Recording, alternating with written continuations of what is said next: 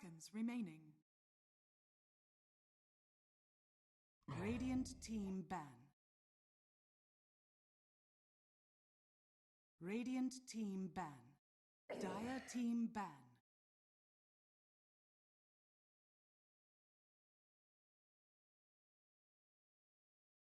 Ten seconds remaining.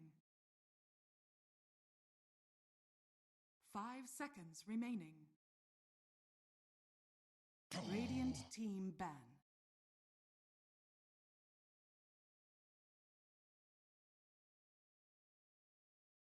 Ten seconds remaining.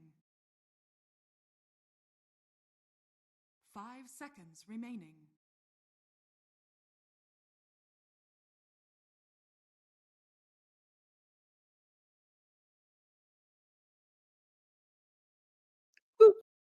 Ladies and gentlemen, everyone in between, we are live once again with the Irish Dota League Season 6. This is a Div 3 game between our two group leaders as it stands. Motion of the Roshan taking on Imprint Esports. Taking through this game today is myself, Run and my much maligned and one of my oldest friends, Faith Kian. Faith Kian, how are we, babes? Much maligned. I mean, sometimes. Occasionally maligned. Occasionally maligned, I'm sure. Yes, once in a while, maligned friend. Yeah, no, it's things are going well. It's exciting to be here. I have not dipped my toe too much into the Div 3 proceedings. So I'm not 100. Like, I've been filled in on the context. I'm always excited to see Imprint play a game. They're always fun to watch, and I'm curious to see what the newcomers have to offer. Because as far as I'm aware, I've never casted any of these guys before. Yeah, they're new to me as well. Imprint's first pick is the Jacaro. That is definitely the Connor hero. They've been first drafting Connor's hero almost every game, either a Jacaro or Clock historically. Here they pick up the Jacaro. The Shadow Shaman gets picked up by Motion of the Roshan. I will bet my bottom dollar that we might just see a Imprint Silencer as the next pick for Brian. It is what he normally goes for if Shaman is banned, especially if the other team picks Shaman. Nice to have a global silence as a Shaman, right? Yeah, this is an interesting trade of heroes. Honestly, I think Jacaro is really, really popular and is kind of a first pick kind of hero. I think Shadow Shaman might be either like on the same tier or maybe better. It's kind of hard to say. I think the hero is a little bit underrated at the moment, but the matchup is sort of goes both ways a little bit. I'm not really sure which team is off to a better start. Jakiro is a really good lane, like an incredible fucking laner. And we're much better than Shadow Shaman in that regard. But I think for general utility in the game, Shadow Shaman's better. So interesting already. Normally, how Imprint respond to this, as I said, is with that silencer. The other alternative that I see Brian play sometimes is the disruptor. Out of the silencer or the disruptor, which would you rather see here? Disruptor, because silencer is dog hero, I guess.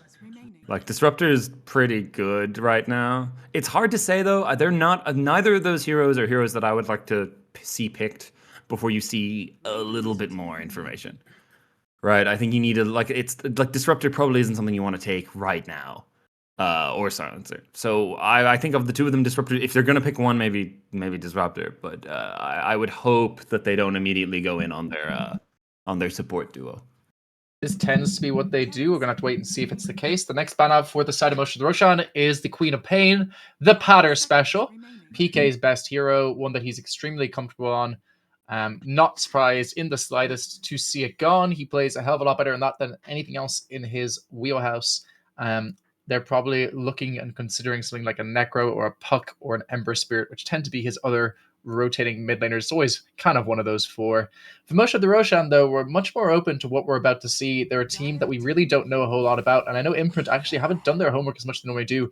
And their next pickup is this Weaver. So flexible, but quite strong if it goes into that 4 this patch still, right, Fithkian?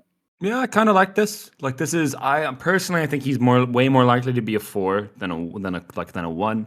But I actually like on the one hand, the dragon does eat the bugs pretty quick with the double right click. But on the other hand, I do think like the lockdown is not from Jakiro isn't sufficient, and just the armor eating. I think Weaver's really good. I like this pick here, but they're gonna go in with the clockwork, which does kind of incredibly mess up the Weaver. So I think that's a pretty good response. Yeah, this is one of those things I was saying at the start. Connor Conqueror on the side of Imprint Esports. He has been playing a lot of the Jack, but the Clockwork is normally his backup if he doesn't get it. But they are flexible on the Jack onto Big Balls Boy, aka Brian. They tend to also be able to switch between 5 and 4 between the two of them. This will definitely be Connor on the Clockwork, and as somebody who got messed up by this in lane, admittedly, very, very good standard for the division and very experienced in this hero. Love it into Weaver. Also quite like it into Shaman. Yeah, I like it into both. Yeah, I think this is a good one. I think so it's going to be a 5 Clockwork then, if that's the case. Is that what you're saying? Most likely he's going to move to 4 and play the clock in 4 on Connor and stay 5 Brian Jackro is what I'm likely going to see. All right, and there is our third pick, the Death Prophet. This is flexed, but it's more likely to be 3 than it is to be 2. Okay, it makes sense with the clock going in for that. Okay, that's interesting. I think you're losing, like, if it's a 4 Weaver, you lose like a part of or a decent chunk of the value of the Clockwork matchup is early in the lane, so you're losing a bit of that. But I mean, Jekiro is perfectly capable of at the very least laning against him, and Clockwork will be fine for the rest of the game. The DP pick third is interesting to me because this hero seems to have its stocks going up a little bit. The flexibility is really good. And with the trend that we're seeing with all of these sort of like more ranged lane dominatory offlaners like Viper and Razor, two of the heroes that got banned out, I can see why she'd be very appealing. But she's something that getting picked this early without seeing any cores makes me a little nervous that she might end up getting kind of shut down hard. And the follow-up pick from Motion of the Roshan is a hero we don't see a hell of a lot, especially in this bracket. It's the Kunkka. All right, I have no idea.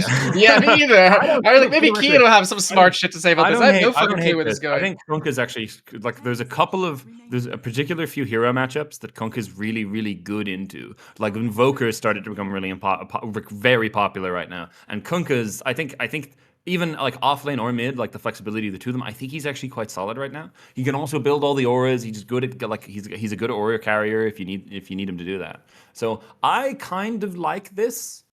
Right, they've so far got a pretty. The problem with the Kunkka here is that it does not really deal with the DP at all.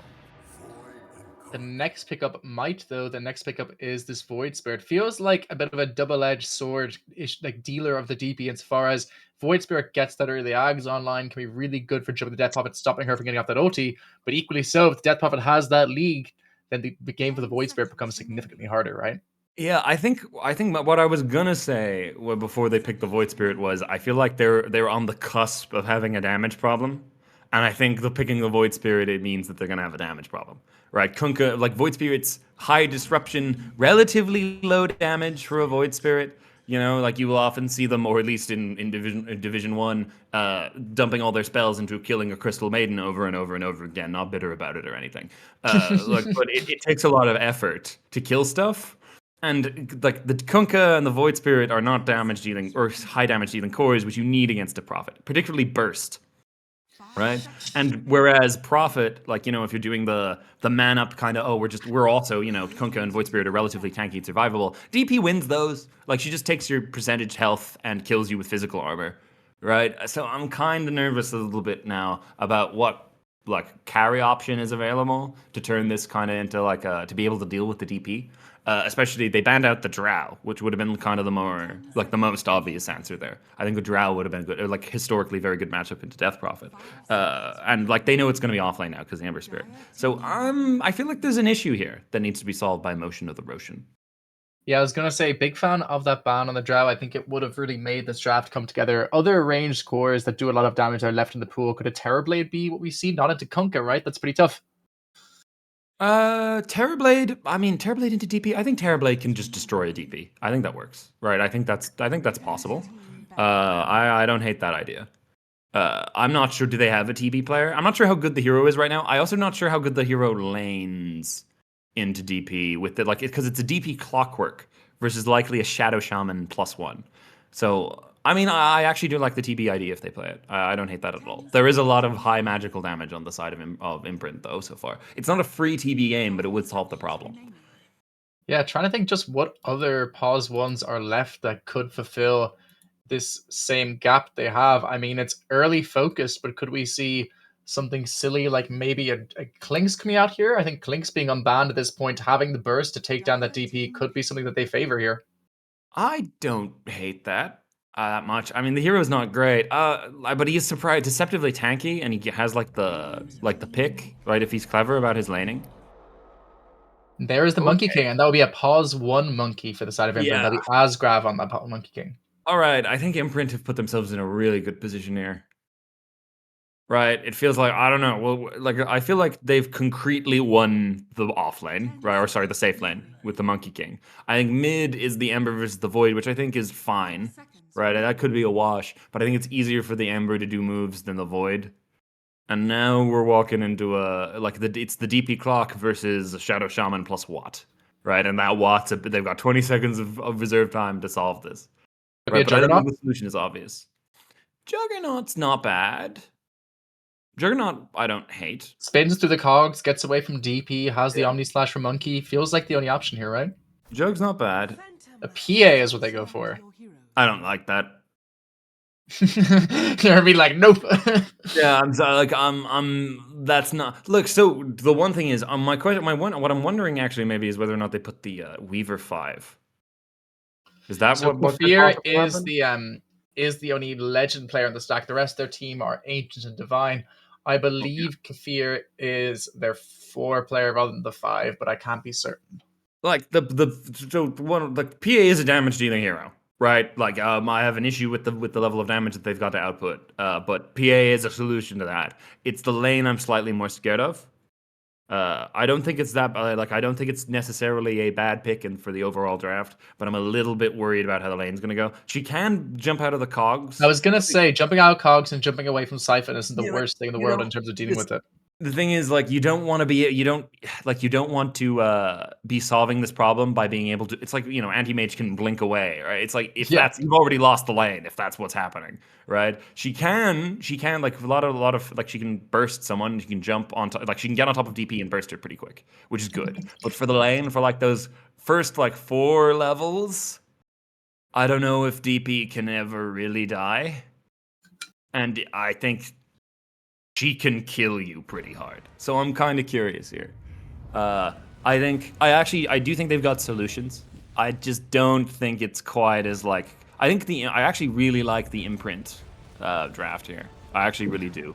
They've got a great support duo that work really well together. They've got good lane matchups. They've got anything from perfectly fine to very good, like counter level lane matchups. They've got a bunch of team fight. They've got like a Ember Spirit who can just kind of go in. They have a ton of damage all over the place and push and whatnot. Whereas on the other side of the line, I'm seeing a lot of double work. They've got a bunch of it's just a little awkward. Think about it like this: how do these heroes work in teams together? Right? As in, does your offlaner pair well with your mid? Right? And a Void Spirit and a Kunkka just feels like 2 heroes that all honestly almost do the same thing to me in a lot of ways. We'll see. They're also picking up a bunch of heroes that I don't see all that often. So we could see what works for them. Looks like we're going to have a level 1 engagement here. The entire side of Motion of the Roshan walking up this hill towards the side of Imprint. Imprint, though, looking very ready for them. They have the clockwork for that really good level 1. Jump in here with the use of that dagger onto this Jackro. But there's the cogs, and the cogs stops this go in its tracks, at least temporarily. Push back from the cogs onto this big old Shaman as well. And Shaman is the first one to die. Big Balls Boy taking that first kill. But the PA is the one who's next to be in trouble, getting hit with that Crypt Swarm. Lots of damage being rained down top of her head. But meanwhile, looks like PK is in trouble here on the Ember Spirit. So down he goes. They lose their PA. But a big use there of the Torrent, catching 3 heroes means they might still be able to win this one if the clockwork doesn't have another cogs, throws it over toward Dragon. It's a 3 for 2 right now, a bloodbath at this first blood. Think that's going to be all we see for now, but you're probably pretty happy with that if you're the side of Imprint. Yeah, I think I think that went okay. I think I honestly could have gone a little bit better. I'm not sure. Maybe they should have focused the bugs a little more. And the Jakiro making the criminal cardinal mistake of skilling up his abilities before the team fight. If he had a dual breath there, I think that would have been a 5-man wipe that they would have gotten. But unfortunately, all he had was the liquid and fire and liquid frost. But still, at least fine. Got some good kills there. Traded well, got some bounties. Going into this laning stage, so what are these lanes I kind of want to focus on here is the one we're looking at right now, which is this mid lane, the Ember Spirit playing into the Void Spirit. How do you feel this matchup is? I'm not an expert on this. I think it's fine for both of them. I don't know. I'm not 100% sure. I could actually see Void Spirit having a little bit of an advantage in terms of like brute force in lane. I think that's possible, but it shouldn't be anything too severe. On paper, it is a big difference in terms of Mar. It's a Divine playing into an Archon, so that is something to consider in terms of this matchup. PK still trying to burst into the legend scene, God bless him. Meanwhile, one of the highest and more mid laners in the division here on the side of Motion of the Roshan. And we see this early as a lot of pressure being put out here onto PK at the start of this lane. All three lanes looking like they're going dandy enough for the side of Motion of the Roshan so far. With his bottom lane making a go now onto Key. Key could be in some trouble here. Speaking of Immortals, there he goes. Down goes Key, and now Connor could also be in some trouble, taking the right clicks and the arm cannons of this big old shaman, as well as the follow-up with that little dagger, and he gets fully shackled up. One more right click, and he takes the courier and gets the kill with the boots for Connor. That was well played. Yeah, that was good. That's the one thing, right? I'm not sure what he's got leveled on DP at the Crypt Swarm. I think they just used their timing there very well. I think he got a little aggressive. It's the level 2 and 3 timing that he starts being able to really dominate the lane. And this could be really impactful for how the rest of this lane ends up going. Right, that level advantage. For those people at home, this team, Motion of the Roshan, are currently top of Division 2, tied up with D2R Rejects. But if Imprint were to win this game, they would go top. So a very important game for both teams. Yeah, crazy. But meanwhile, just looks like they're going to start playing a little bit more of a cautious lane now they recognize the fact that this Clockwork has level 2. Hang on, never mind. They throw out the use there, the shackles. Lots of damage from making him tank those creeps as well there. So still pretty pleased with this. That pull was in I'm not sure if that creep pull was great. I mean, they're just gonna pull them in behind. Just PA kind of tanking onto tower. It actually might end up working out really well here if they can kill the thing and get the fruit, get the juicy fruit. No, not quite what you would have liked, Faith Kian. No, unfortunately not. I mean, it's fine, but I feel like what they wanted they kind of just let the PA tank and get harassed into tower. They did deny some creeps. That's good, but I feel like they could have gotten a little more out of that than they got. But still perfectly fine. Except so far, a really, really close laning stage. The Crypt Swarm, now that he's getting some levels into it, got that level 3, he can actually do a lot of damage. But it seems like another courier might going down here. Imprint, the animal abuser, is big balls boy this time. The guy to have his courier go down. In walks this Monkey King. Needs to be careful here on this Weaver. The right clicks are running down. He does have the Shikuchi. He bursts through them, but they have the ward down from Imprint. They do lose big balls boy. And meanwhile, in that bottom lane, he does take down Muesli. And he does lose Connor's life in order to do so, but it seems like he's going to be able to walk away from this one at the end. So some pretty good trades across the map for the side of Imprint. Yeah, that's good. Yeah, there we go. I think this is going to maybe start... This is going to get harder or it should get harder for Motion of the Roshan before it gets easier. But, I mean, they've demonstrated already that PA is capable of causing some problems for the DP. So all it takes is one mild slip up. I don't think this has been like a completely solidified lead yet. So, this could go back the other way if they play their cards correctly. It's got to be said, PK doing a good job of keeping up with those last hits and denies. Low pause here to go some time to discuss. Keeping up very well with those last hits and denies. Currently 17-4 into the 19-2 of the Void Spirit. Very, very close considering the differential on Mar. So well played by him. Yeah, that's going pretty well. In fact, it might be even slightly better. Like, he has 4 denies on PK. In fact, he's winning this lane. He's got 4 denies. There's 2 creeps about to go down. Like, he's got 2 creeps here, a range creep and to kill for PK, whereas it's only 1 left for Sea Panda. So this might actually put him ahead, technically, which is good, which is nice to see. Good for him.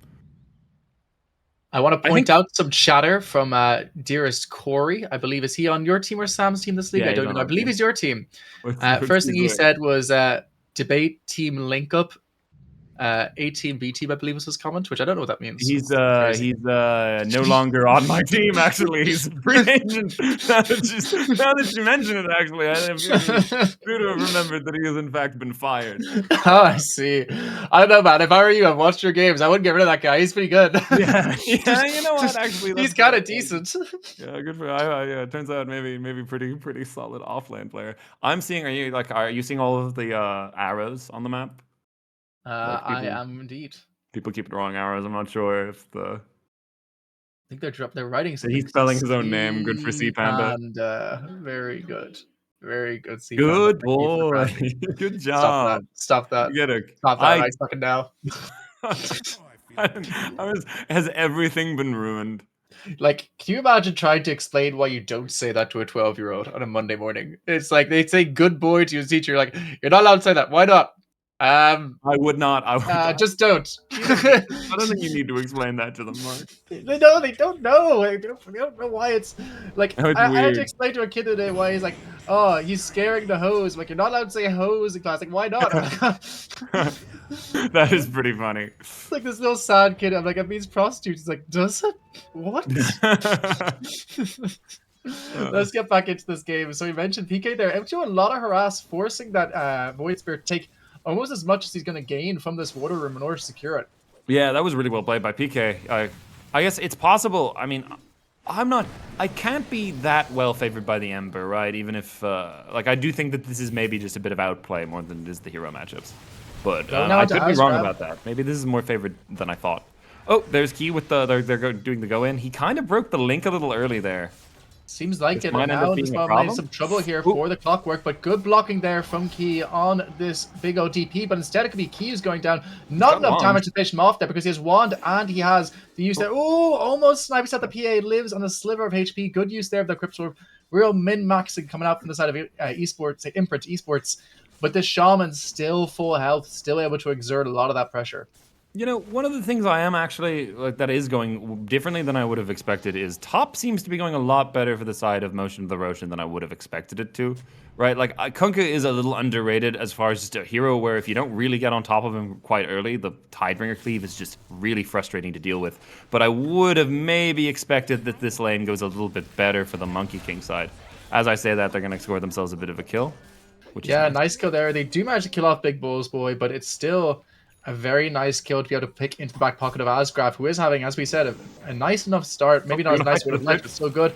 So they have a fight for the fruit in this bottom lane. I don't think this goes in favor of Motion of the Roshan. He does manage to juke through those cogs somehow. Now instead, it's the DP who's in a lot of trouble, taking the right clicks as well, coming out from this Shaman. So he's going to go down, and it seems like they're going to also lose this Clockwork. It's a double kill, and they pick up the fruit. They move the Weaver down just in time, and they don't even need him in the end. A huge fight there. And now it's Pico's in trouble with the stolen DD rune. Things going from bad to worse for the side of Imprint. The level 6 is there, but he does not have the jump for another 10 seconds. So PK doing a little dance. He has 2 seconds till we have the mana to get out of this one. And he is going to put down that Remnant and TP away. Okay, interesting. So, but if it's possible ZP's about to die again here. Oh, no, never mind. Sorry, never mind. PA is very much screwed. I thought that was I'm blind. I thought Clockwork was a Weaver. It's like, what did I tell you about drinking the soup that makes you blind before you cast one of these games, man? I thought you makes me get real hard. To have as much of the free blindness soup as I wanted. To drink deep and bountiful of the blindness soup. Indeed. They do manage to take out that ward there, but that was a very needed kill, I feel like, for this DP. Really brings Key back into this game. And Key, I think, is going to be incredibly important to this game. As you mentioned before, the Immortal, but hang on, the Weaver getting the steal of this Wisdom Room does not feel good as a Clockwork when that happens. That's big. Oh, yeah, especially considering he's kind of under-farmed. But this could... Now we've got the 6 on DP. I'm wondering... More animal abuse from the side of Imprint. Here's the Weaver. They take out the Clock Courier. Another one goes down. Damn, man's hungry. The DSPCA are going to be called into Longford. I would say the Longford SPCA, but I doubt it exists. They're just keeping their couriers now down by the tower bottom. Like there's been some kind of now they're started moving again. There was there are delays in everyone's flights.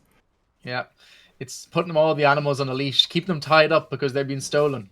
They're very used to that. Certain dog thieves living in the fine county of Longford. I've been made aware of this in the past. Oh, nice use there of the Runesteel attempted, but Sea Panda gets the one top, so the Invis is there. So PK going to try put some pressure down. He is still up on levels despite having that death. Yeah. Yeah, like this is kind of going fine. Like I feel like bottom is teetering a little bit. But they're making a move on top. I feel like they're only gonna get the Jakiro out of this though. Maybe, but it's because they move in 2 heroes through the back line. What did I tell you about the blindness soup? Doing what they can to keep Asgraf alive, but it's not enough here. They do bring in the Clockwork. They do bring in Key on this death puppet. So they might be able to get something out of this in the end. Might just be this little Okonka unless PK can get his go here. It looks like they're going to lose the Shaman at the start of this fight. Can they get the follow-up onto the PA? That is what will make this worthwhile for the side of Imprint. But a use there of the Apron Diamond to stop him in his tracks means that it looks like this PA is going to get out of this one. So in the end, they trade a Monkey King for a Shadow Shaman and the use of an Exorcism.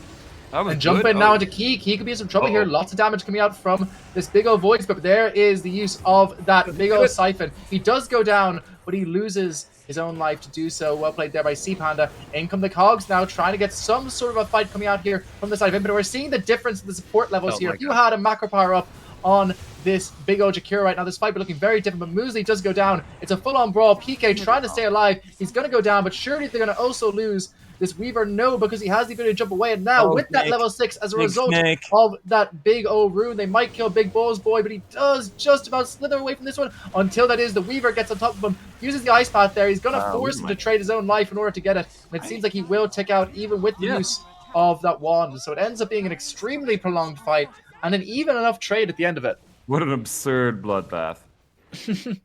All right. Kind of fights that make you a little bit tired, you know?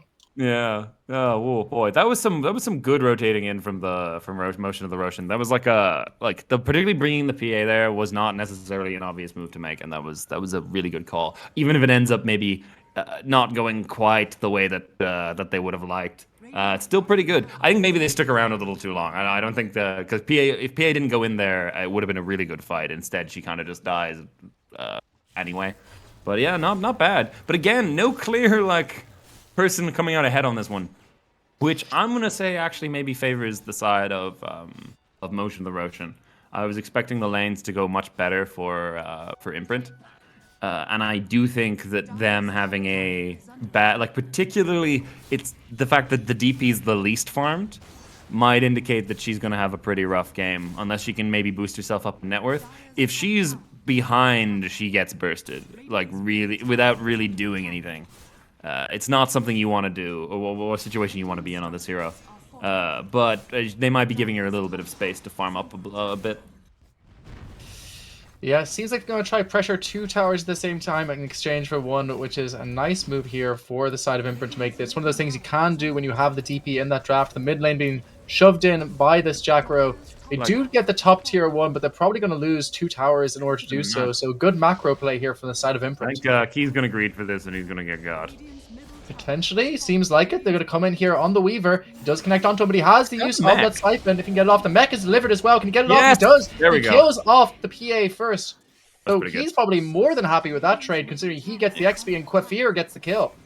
Yeah, that was pretty good. Yeah, that worked out. He really did that well. I feel like, yeah, that was a pretty significant get as far as map movements go. I think Concobar's gonna get gotted here. Nope, they're gonna miss that completely. All right, he's fine. Yeah, I don't know. It feels like people should have been behind him a little more, right? Maybe they overplayed their hand a little, you know? I feel like there's a universe where they get that without losing anything. But hey. Ember Spirit is here, but Void Spirit is coming in through this left side. It is notable this time. They do have the hook shot and almost the macro power. Probably after 1 kill in this fight, Jackro will have it. Will Connor be able to position himself in a way where he can break this gank? He has. He's revealed up both these heroes. Forces the use there of the Hex just off the mark, unfortunately, with the use of those shackles. Now, everyone's stuck inside the cogs. This isn't the fight that you want. Follow up as well with that hook shot. Seems like it's going to be this Shaman going down first in exchange for the Jackro. A 1-for-1. They do drop the Snake, but the Snake is able to get the tower. Probably going to be farmed immediately thereafter by Asgraf, picking up that free 250 gold. Puts him right into Battlefield territory. Man's got some last hits, right? That's for sure. Right, he's quite far. Well, actually, PA is actually on a similar trajectory. Looks like the two of them have got similar levels of farm, actually, which is interesting considering their score lines and last hits. Yeah, interesting to see the fact that PA hasn't been able to keep up. I think it's those kills that he got top were really important. Seems like a go could be going here, potentially from the side of Imprint. They are trying to rotate over. They do have no levels in the silence for this DP, though, so their catch is lacking, unfortunately.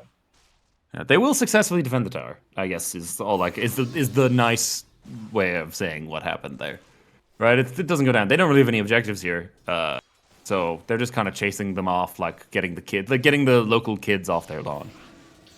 Indeed, and the kids have been forced back right before these 14-minute runes. Seems like neither team willing to make the rotation for this time, Keen. Yeah, just kind of sparring and then backing off, sparring and then backing off.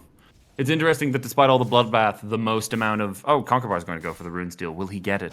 Is he? Oh no! Come on, buddy. Be a mad. Come on, buddy. No, he would have gotten away with it too. He would have gotten away with it. Yeah, there's nowhere near but it. he might get something juicier.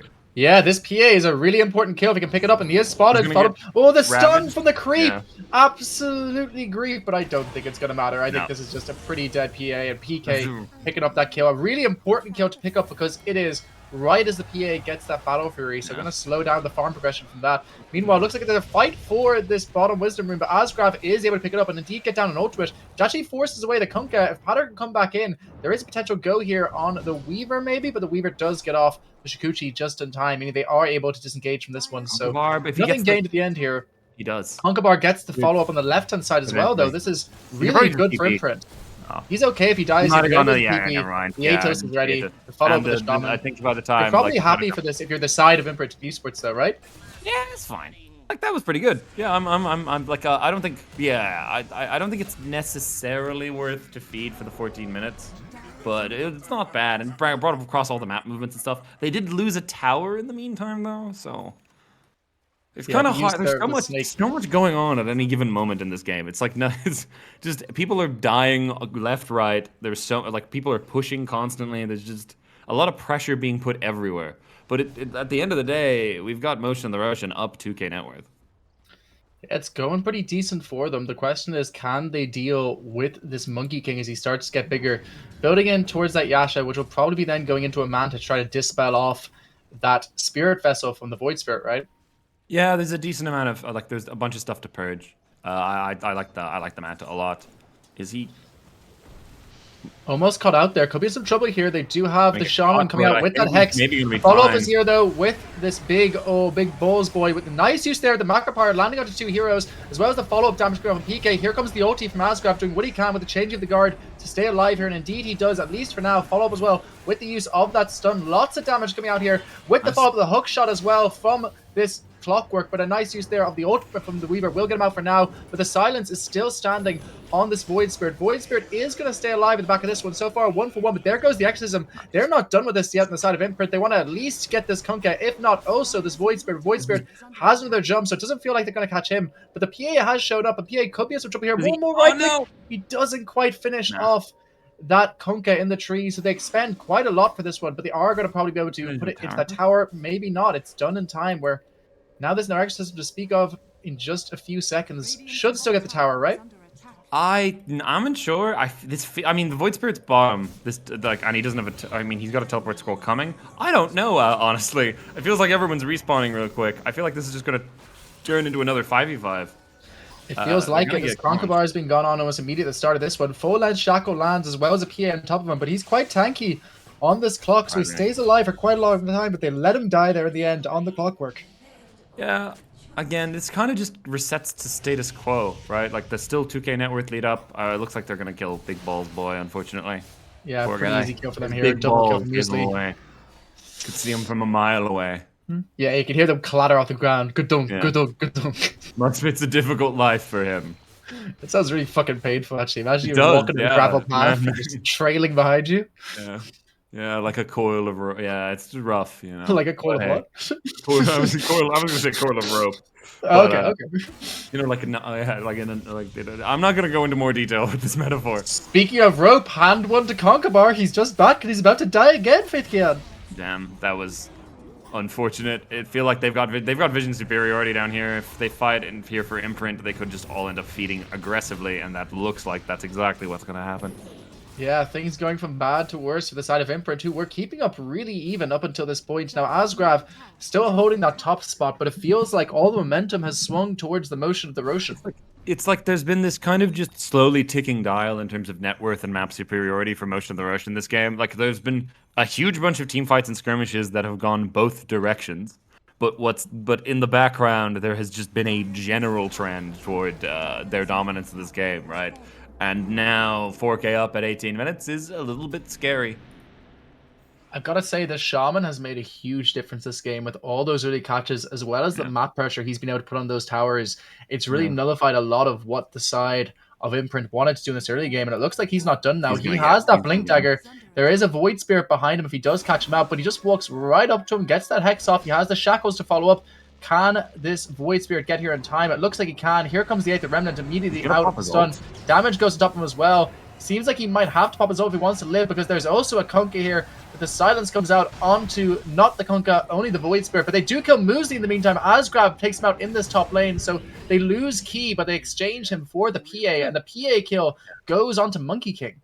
Space created, yeah. You get a hint of what they're kind of going for with the DP in that, where you see what I mean when I said earlier that they have a bit of a damage problem. This is remedied by the fact that they're a 4K net worth up, but it took a considerable amount of effort and several ultimate abilities in order to kill that guy. And that problem, depending on how soon PA joins these fights, he's going Deso first, which is, I mean, it helps him burst, but makes him very vulnerable to getting picked.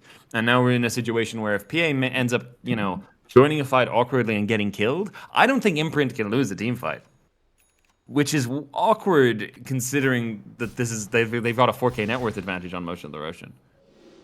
But it looks like they're all just going to be compiling around the Tormentor timing, which is good. A good move from both teams. But I feel like they might be more cohesively together on the side of Motion right now. Like they're going to from this Kunkka immediately out onto the Jackro. The Clockwork is there to play, but disengage. They seems like they want to separate this Kunkka from the rest of the team, but instead the Clockwork just going straight in and dying at the start of this fight. He gets down a big cogs. Will it be enough? Out comes the ultimate with the huge use there of the Macro Power and the Ice Path. So much damage on both of these heroes. The PA is dead before this fight even starts. It looks like she's going to live maybe 1 HP. No, she's not. Down she goes. The Kunkka follows her into the grave. Ginormous plays that are coming out from the support duo on the side of Imprint, making this fight look easy. It's a 3-for-1 so far. Only the Clockwork going down, and Key in these backlines placing even more pressure onto the surviving supports from the side of Motion, and suddenly this net worth lead has been all but evaporated, Faith Kian. Yeah, I really like the build on Conkybar. He's rushing the Solar Crest, which I think people should be doing more often. And because he's so tanky, when the enemy team Dream Initiation there is catching the two supports in the backlines, and they can't kill them, not fast at all. And PA needs to join them in order to get the kills on them, which means you've got 3 hero all bunched together in Clockwork Cogs, and then everything just kind of comes together from there. And now they've lost their 4K net worth lead. I'm starting to wonder if that's how they take a fight 4K up, what's it going to look like when they're behind?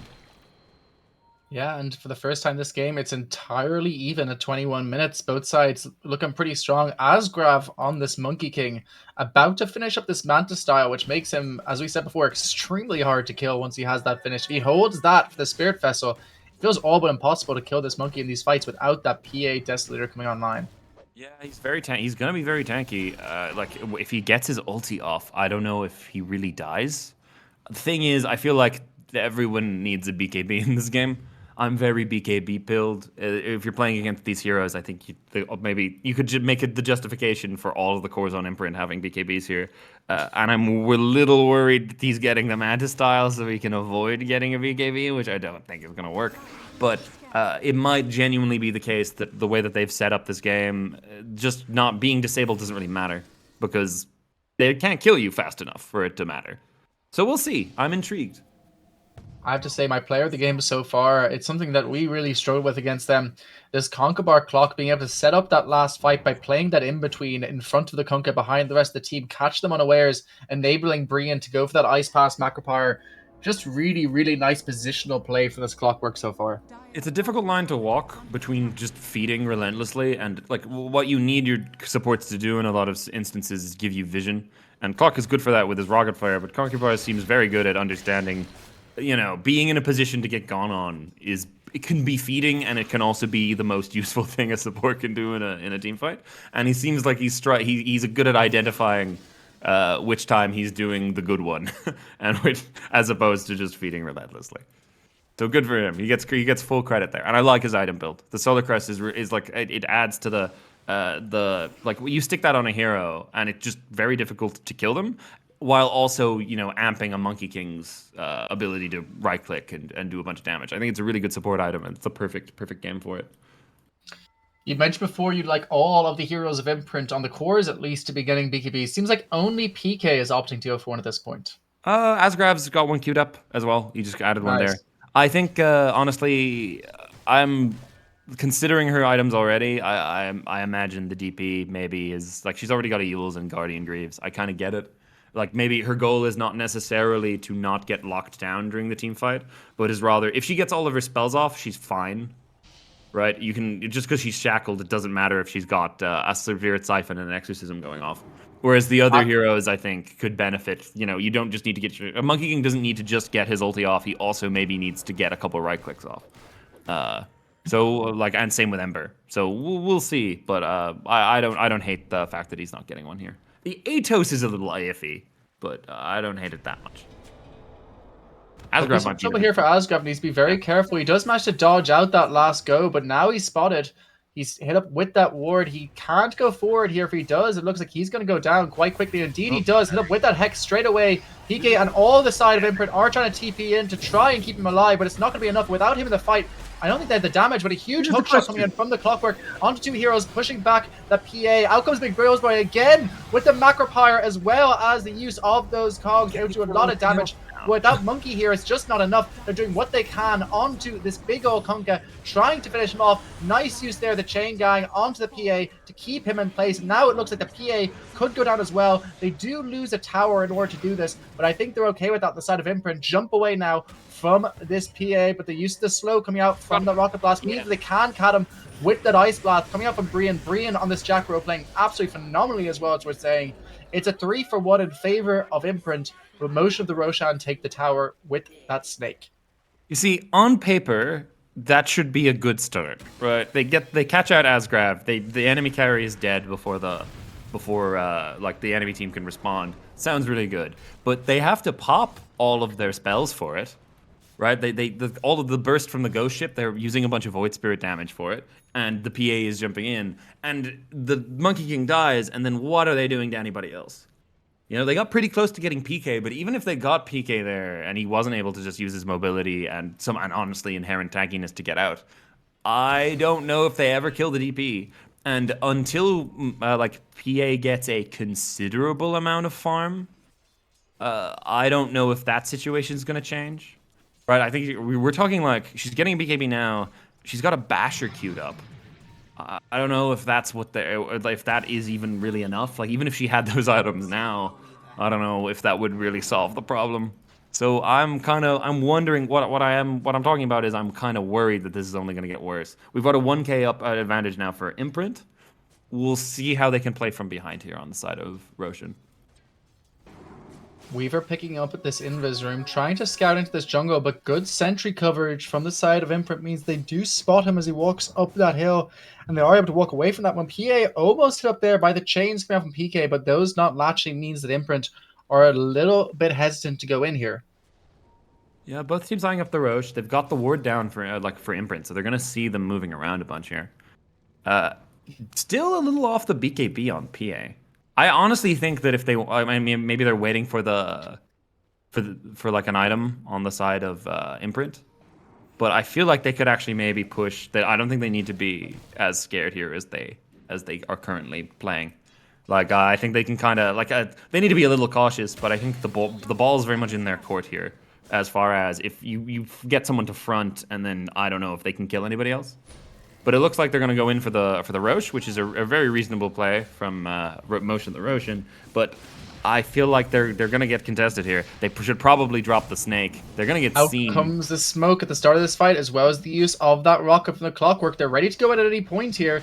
Will they get there in time is the question. There's still a lot of Roche to go. They do go for the hookshot, but it lands onto PK as he jumps forward. So an unfortunate start to this fight, but they do manage to catch out this big old Kunkka. A lot of damage coming out from that ult from Asgrav. They also lose their big death prophet at the start of this fight, so that is not what you want to see if you're the side of Imprint. And now the rest of these heroes going down one by one. Brian goes down. Asgrav's still alive though, doing a lot of damage, but they've lost 3 heroes now in Imprint. They need to start getting out of this fight. PK jumps back in with that Remnant, unfortunately not going to the one that he wants to, which enables the Shaman to jump uphill. It's going to be a 4-for-1 in favor of Motion of the Roshan.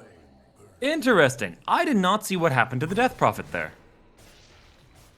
I don't think I did either. I assume it just got immediately burst down by the PA plus the, yeah. Yeah. Interesting. Didn't get any spell. Yeah, doesn't get spells off. Was that the PA Shadow Shaman? Was that the first Shackle? One would assume. I think the big issue in that fight, though, was that the jump in from the Ember Spirit blocked the hook of the Clockwork, which would have been landing on the PA that was hitting Roche. And that enabled PA to have free reign at the early part of that fight, not getting off those clicks that we saw in earlier fights. And that's what dooms Key in the end and kind of dooms that fight consequently for the side of Imprint. Just some miscommunication between the boys.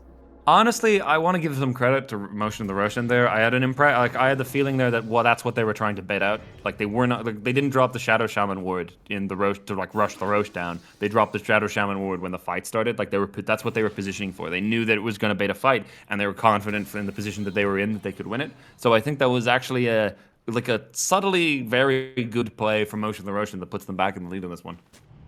PA now with that Aegis and with the BKB finished up, which we won't see in the Monkey King for another 100 odd gold. So we'll probably have it in time for this next fight. But with the BKB and the Aegis, that PA looking like less of a juicy target that she's been all game. Yeah, it gives her a bit of a buffer. Unless she just stands here and jumps in. Immediately follow-up from her own team means that instead it's the Void Spirit jumping in again on this Death Prophet. Death Prophet does manage to get off the Eels this time, and there's the hook shot landing immediately onto this big DP, but the damage is still raining down. This time it's out onto this Shadow Shaman. Jump away from the PA does get her away from the circles, and PK is now the one that's in trouble on his Ember Spear, trying to get out as best he can, jumping left, jumping right, but it isn't enough. It's another 3-for-1 in favor of the side of Motion for the Roshan, but they do manage at least to get rid of that Aegis. It really depends what they can make happen with this here, but I feel like that ends up being kind of okay for Imprint. If they can hold their high ground here, which they might be able to do, I don't think they're going to have enough time to be able to push this tower down before you end up getting the DP and the Jakiro back. So this ends up being kind of a pretty good team fight for Imprint. Well, there's the tower. Nah, there goes the lift. All right. That should put an end to the push. They're coming back up with all of their items. Like, if Asgrav gets back, like, this is, I feel like they should just be going now. The BKB is on cooldown on PA for 40 seconds. They just had all of theirs arrive. Like, DP did not use her ult in the last fight. And I feel like what's going to happen is Asgrav is going to get got, unless he BKBs. He gets hit up with the Hex immediately. Follow-up Shackles is ready. Will he get the BKB off? It doesn't look like it. Well-timed there. Will he even kill him here? The damage maybe isn't there, especially just BKBs and just TPs away, right?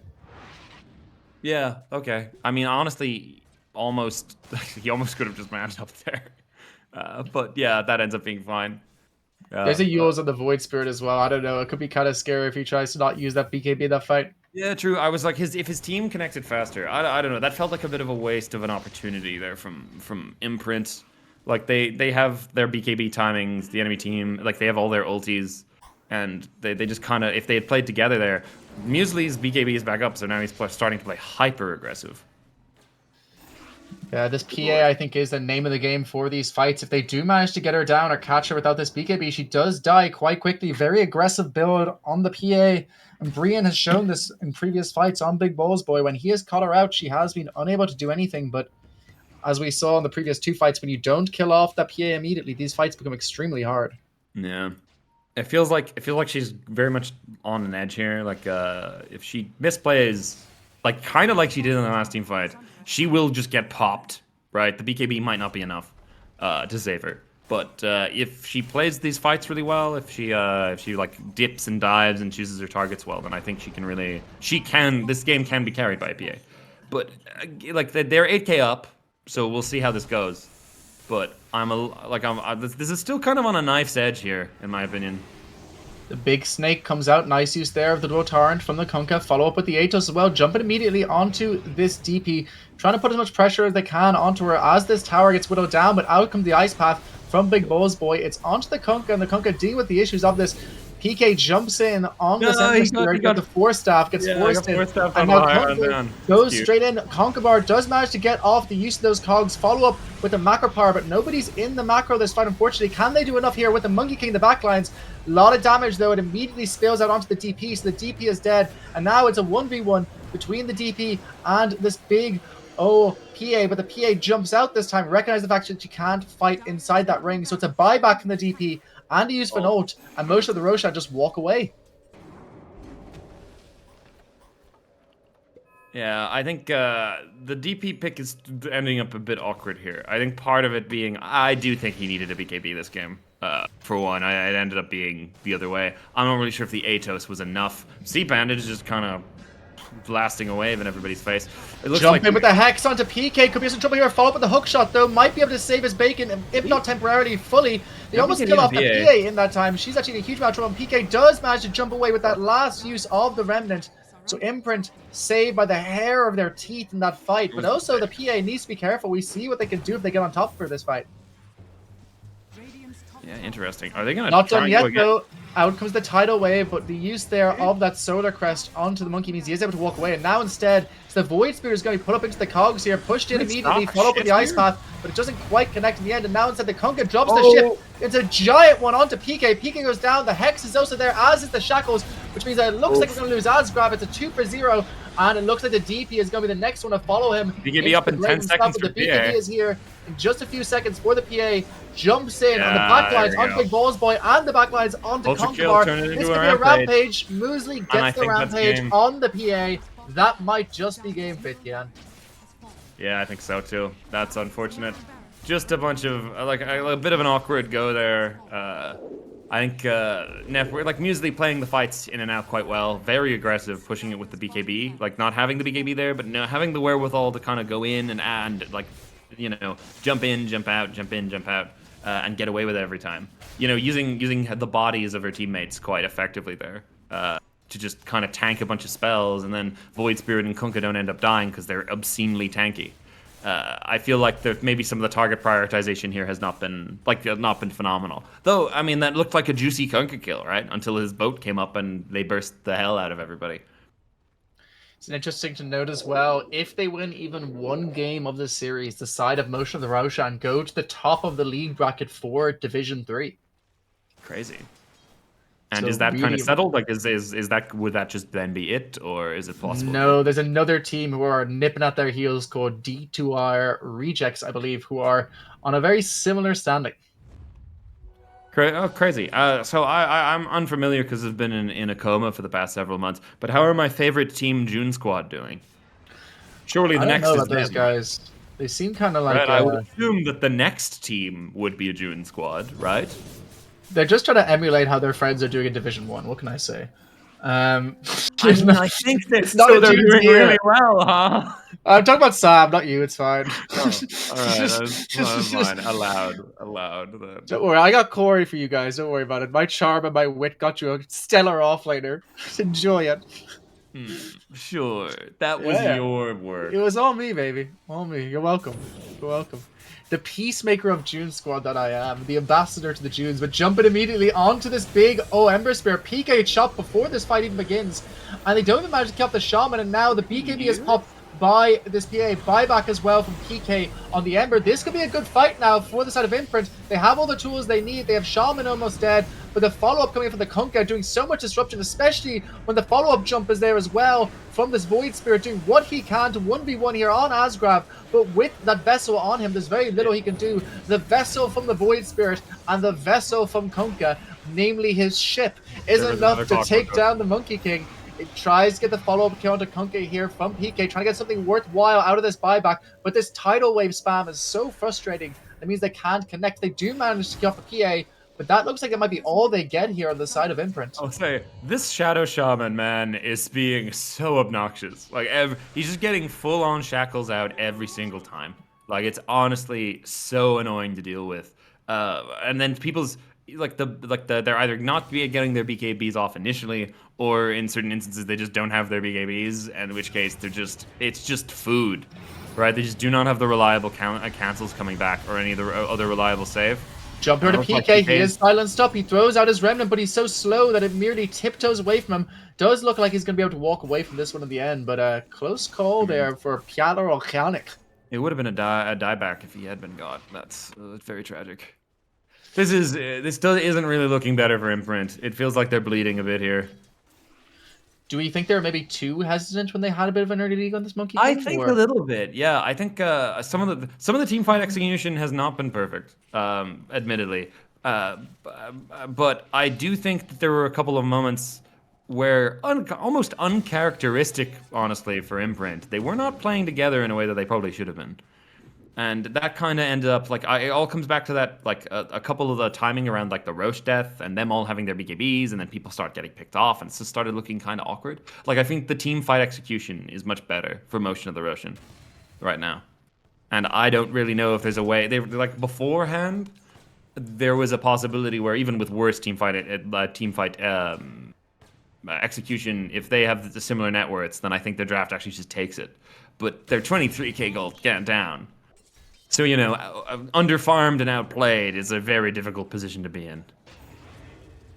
But now immediately onto Brian on some trouble here with this Jack Row hit up as well with those bugs from the Weaver. Just going to go down to Sea Panda on this Void Spirit. Another kill for him with that newly minted Ethereal Blade. And soon he'll be going into that level 25. It'll be interesting to see if he goes to the Dissimulate route or the Astral Step crit, considering he hasn't built any attack damage. I think we're going to see the Dissimulate route.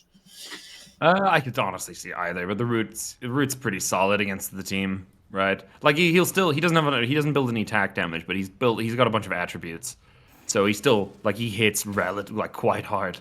But yeah, I think maybe the route would be more likely, just considering the heroes in the enemy team. I will say the Kunk is also impressed. I think the hero is quite underrated. And the fact that what should have, theoretically, what's supposed to happen there is the Kunk gets absolutely shithoused by the Monkey King.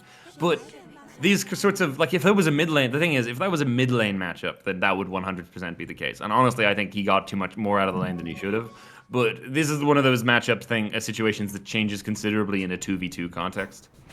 The Kunkka can dish out some damage where if you're not going directly on him, then you just get whittled down with Tidebringer charges, and the Weaver can kind of punish you for any go that you do together as a lane. So I think the hero might be a bit better than he's given credit for right now. Seems like a go onto Roshan here. Imprint looking like they're starting to position as if they want to try and counter this one. Out comes the Rocket Flare. They're not going to be able to get heroes here in time. So it's going to be an Aegis going over to the side of Motion of the Roshan. Aegis most likely going to this PA. And then importantly as well, that Roshan's Blessing this time going to likely be going onto that Shaman, so you can drop a ward next to those towers top and secure yourself. Nice free mega creeps if they play this one right. Yeah. I think blood's in the water here. I don't really know if Imprint have what it takes to be able to defend here. I think it's going to take a considerable misplay from the side of Motion of the Roshan. Or, I don't know, an active divine intervention. Well, you know, Kian, I am feeling kind of frisky as a total god myself, as I have been referred to by you many times.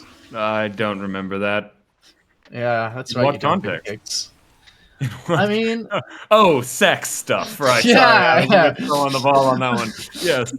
Kian, it's always sex stuff when we're talking. Come on, bro. Get your mind into the gutter. Right, sorry, sorry. I was thinking about Shakespeare right there. I just wasn't crude enough, you know. Damn. Man, I am more than just my profession. I'm a human being. It's about time you start treating me like one, man. Seems like a go onto this tower. Going to be pretty free. Nice use there of the water park to get the Hex out with the follow-up shackles as well. Asgrab might just be dead here. One or two right clicks. Yeah, down he goes. That's a dead Monkey King. Does he have buyback? He does not. He's bought out. So that's no Monkey King. Like everyone's that's just about to explode. And they've also lost the Big Brother Boys. That's game. Motion of the Roshan go top of the division off the back of this one. Once this is called, Imprint might choose to fight to the bitter end, but doesn't feel like there's a whole lot they can do here. Unfortunate. Why are they? So what makes them top of the division specifically from winning just one game? They get 1 point. They're currently on 7, tied at 7. Yeah, but don't Imprint get 1 point if they win the next one? Imprint are further behind. How? I thought everyone went. They're on 5, so Imprint needed a 2-0. Okay, crazy. Okay. There you go, Faith Kian. The magic of maths. It's a good thing neither of us study anything to do with numbers, right? I just PhD and more like I wasn't. I just didn't know who won what. I should have just checked the board if you were going to be like this. That would have made things a lot easier, admittedly. But what's not easy is this defense. Conversation for the side of Imprint. It's looking very difficult. They are doing what they can to give the one who, but we still have Aegis on the PA, right? This isn't going anywhere. Yeah. They're just playing with their food. Honestly, I'm kind of surprised Imprint haven't GG'd out. They're discussing the next Ooh, game, floaty. making use of the time. GG is called, or their ancient goes down, and that is 1-0 in favor of Motion of the Roshan. But luckily, folks, this is not the only game you're getting from us tonight. Faith Yan, what is your making for this next game? You're very happy with the Imprint draft. Do you think they can pull us back for game 2? I think so, right? I don't think that was a significant diff. I think the draft was good. I think Motion of the Roshan played some things quite well. I think maybe the issue was what I was hoping for was more of like a direct start from Imprint, right? Like I think they drafted lanes that stomp. As I think they drafted lanes that stomp and lanes and like heroes that do well into the late team fights, but they didn't really make the stompy part happen. And I feel like maybe if they did like there were adjustments they could make, right? I think they could have done the lanes a bit better than they did. But I feel like whatever issues that they had in that game, I feel like if things tilt a little bit in a different direction, then they get a lead. And I think if with a lead they win, right? I think with a considerable lead, they would have won. So I think that it's perfectly fine. I think Imprint can go back to the board. I think Motion the Roshan the better team here, but in this game, we'll see what the next one has. We're going to be back in just a few minutes for game 2 of this series. Stay tuned, folks, for some more St. Bridget's Day Dota action. See you soon. Bridget's Day.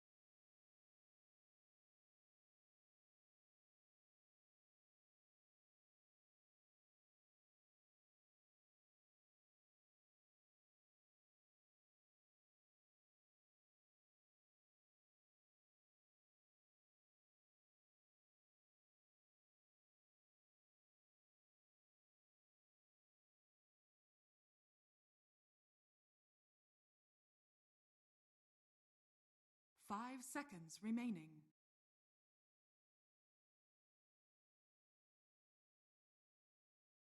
Dire team ban. Ladies and gentlemen, on this finest of St. Bridget's Day, when a lady laid down a cloak on the ground in face of a Protestant warlord, and it spread across the county of Kilkenny, we've been given a day off to enjoy some top-tier Div 3 Irish Dota. Between two of the titans of Division 3, Motion of the Roshan taking on the giants of Imprint Esports, making them both look normal size in comparison. I'm Runatel, and joined with me tonight, someone who certainly is not normal sized. How are you, Faith Kian? I'm doing pretty good. That was a pretty entertaining game to watch. For a lot of back and forth. Imprint are always kind of fun to see in action, and I'm kind of wondering how they're going to change stuff around because I'm just kind of curious about what the approach is going to be in this game. I already we didn't talk a lot about the bans before. Razor and Viper are the same. I'm not sure DK and Treant are though. I think Treant maybe, but I'm not sure about DK. Personally, I feel like that Shadow Shaman probably needs to go. Yeah, that Shaman felt extremely strong in that first game.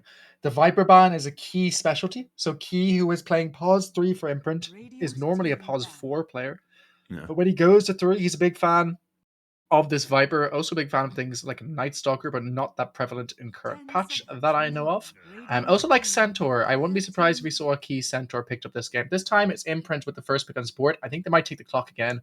They're still pretty comfortable with I it. think they should take the Shaman. Yeah, there we go. Dude, Yeah. Rian is a specialist in this hero. They can't let that go. Epona is a level 30 Shadow Shaman, and he had a really good performance. The hero's just obnoxious. I would go so far as to say that hero might actually just be better than Jakiro. To be fair, I don't think Jakiro's main strength is the laning phase, and I don't think he was utilized as effectively as he could have been. But Shadow Shaman is just so annoying for the whole game that I feel like he just fits a bit better here. And you just get caught out. Like if you can catch someone, Shadow Shaman just keeps them caught for so long. And he pushes buildings. He's just so good. Follow-up pick from Motion of the Roshan is Tesco Value Shadow Shaman, as I like to call it. Lion picked up here, most likely for Epona. Didn't they used to remember when Lion was just like a series of other hero spells thrown together, right? When he was just Nyx's Q, then the Hex, and then his ult was basically just Laguna Blade. Like there was no material difference between the two of them. And then the only was there another type of mana suck ability? There might have been. It was Lich had one for a little bit, right? It's Pugna Suck, but it's blue. It's Pugna Suck, but blue. I guess that's fair. Yeah, that's fair. He was just a weird mishmash of everyone else's abilities. Before they decided to try and flesh out the personalities. Back when the difference between Centaur and Slardar was whether it physical damage stomp stun or magical damage stomp stun. 5 seconds remaining. Seems like they're taking some time with these next couple picks, though. They ban out the Omni Knight, which is another Key special. A lot of bans going on to Key here, actually. Arguably, if you wanted to pull it into the 3 slot, the Tusk ban is one too, but more likely that's Connor focused. What do you make of Lion? It's not a hero we see a whole lot. I like it, but I don't think it's first pick material. I actually think the hero is surprisingly good, particularly because there's just a lot of. It's one of the reasons why Shadow Shaman's so good is there's just a lot of heroes in the meta that are like particularly mids that are very jumpy aroundy that don't like getting caught. Right, so you see a lot of Embers and Storms and Voids and Quaps and Pucks, and just having a Shadow Shaman or a Lion is just really, really good for those sorts of heroes. But I don't first pick. The hero isn't one of the things with Shadow Shaman is he brings a lot of utility outside of the catch. His catch is great, but he brings a lot. He gives some push. He gives some damage. He brings some he's just the wards are very useful. Whereas for Lion, it's lockdown and burst magic. The follow-up pick now is that Axe coming out from Motion of the Roshan. So confident. If you're playing into the Axe, you're an off-lane player. I'm sure you have some Axe experience. What do you hate to play against as a safe lane support? So this Shadow Shaman isn't going to be 5? It will be 5. It will be 5. That's already annoying. The thing is, I hate purges. Those are the things that annoy me the most, to be honest with you. Ways of getting rid of the W are irritating. You can always just stack camps and farm those, right? A drow or something would be really irritating. Some of the ranged ones, or a gyrocopter could also be quite annoying. Anything that Like so something that basically kind of never approaches the wave. Like the dream is something like a PA or a Spectre because they have to go to the wave to farm and they don't really pressure you very well. And they don't have any way of getting rid of your battle hunger. Whereas something like a Drow, whatever for the matchup later on, is a little bit more even, but she just clicks you. She just clicks you over and over and over again, and it's really irritating. But Axe is Imprint not a with hero the that next gets pick. countered that hard. Even something like an Ursa is generally pretty dealable. The Spirit Breaker is the next pickup for Imprint Esports. I don't love this into Lion. What do you think of it into Axe? Stocks are on the rise for this guy, but I'm not sure. If he has a good laning phase, the hero is so obnoxious, and he's not bad. Like the easy stun from the line is going to be annoying, but later on you get your W a bunch. Like if the lane game goes later He with does your play W, Darkseer. But no, the Sand King is the next pickup. Now that could potentially be a PK mid hero. Sand King. Weirdly, I've not seen any Sand King, and then today this is the second one that I've seen. Weirdly, I'm not sure about this hero. I think maybe he's more viable as a mid than an offlaner, right? Because they nerfed a lot of what made him good before. Either he can lane well, right? Before sometimes his laning wasn't bad, but you always could fall back on like the stacking camps and whatnot, and that's been nerfed pretty hard. Uh, as a mid, like I kind of like him though. Like I think one of his underrated traits is that he's probably pretty good against a lot of the supports in this meta, or at least decent against them, because there's like quite a lot of save supports that just like the fun thing about Sand King is you build with the way that his ulti works, you get the Ags, and then you kill your target and everything within a 5 mile radius of your target. And so against heroes like Lion or Shadow Demon who like to play around or in and around the area of a team fight, if Sand King jumps your carry with an epi, then maybe you disrupt them and then you explode because unfortunately you stepped into view. 10 seconds remaining. A nice pickup here from Moshe the Roshan going for that Phoenix. I think they're daring this out of Imprint. They're saying, okay, we have an Axe, we have a Phoenix, we can control these team fights. A good Axe call into an egg can win these. I think Imprint have to start thinking, what range cores do we play and how do we counteract this? And the next pickup from Moshe the Roshan is the Leshrac. They definitely need something for that. That's like they don't have a solution to the Phoenix. I could see a Juggernaut or something coming out here. Honestly, Drow stocks. I mean, it's not really a good rate for the Phoenix, but Drow stocks going up with that Lesh pick. Hero's very good into just like you just distance and then murder him to death. It's similar with the Death Prophet actually. So I kind of like they do need something for the purge though. Next pickup You're gonna go is for the the Ursa. All right, that's a good laning matchup into Axe. It's good for killing the egg. You get a bunch of the purges, and then you just jump onto the Lash and explode and like burst him. I do like the Ursa here. It's also an Asgrav classic. It's a hero he's extremely confident on. Yeah. So in terms of comfort, it's absolutely there. The question is whether they can jump this line before this fight so he doesn't just put him into stun lock hell and kite him out for these fights. The thing is, I like Ursa's not the hero that he used to be. As far as like the hero's generally a lot better as a like because historically Ursa was just not relevant for years in this game. Because back when the balancing was maybe a little bit more biased towards certain heroes. But like Ursa was one of those heroes that never really felt serious until like I mean when I say this, but this was probably like 2016, 2017. So it was a while ago. We were young, fresh-faced men then. But You weren't. You were Harry out the no, fucking I was actually probably looking a little older. But the thing with the Ursa is like his laning is not as like he can do a lot, and a Shadow Shaman's a good enabler. But it's one of those situations where you can actually get bullied out pretty hard by a beefy offline type if you don't have like his most popular pairings is Warlock because he struggles with being harassed, right? And a Warlock gives you like the ability to push out the wave and also the constant heals. I mean, enables the hero quite a lot. Whereas what a Shadow Shaman does is it increases his kill potential that he already has quite significantly, but doesn't really make up for the fact that if there isn't like a go, like if it's just a series of like trades, he might not actually come out ahead on them. Waiting on this last pause 3 pick for the side of Imprint Esports, a lot of the pool has already been called as it might be. Are there any heroes that stick out to you? I mean, I suppose we're looking at potential egg hitters even here that could be powerful in this position. I mean, they could even just go for the old tried and true key pudge 10 seconds remaining. I would kind of like to see a Slardar. or Darkseer. I think they need I guess because they're gonna get the counter pick. I'm not really sure. It kind of depends on what heroes he plays. I'm also not entirely convinced that this isn't an offlane Sand King. I've never seen Key before. I have seen Key play a fair bit of Slardar, so that wouldn't be completely outside his pool. It wouldn't be something he is uncomfortable with at all. So wouldn't be surprised to pick it.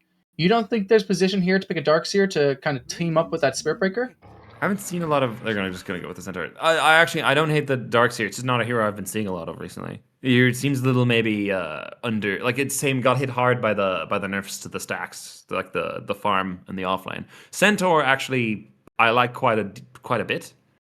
Uh, 10 seconds. gives you like you just run away from the egg. That's a solution, right?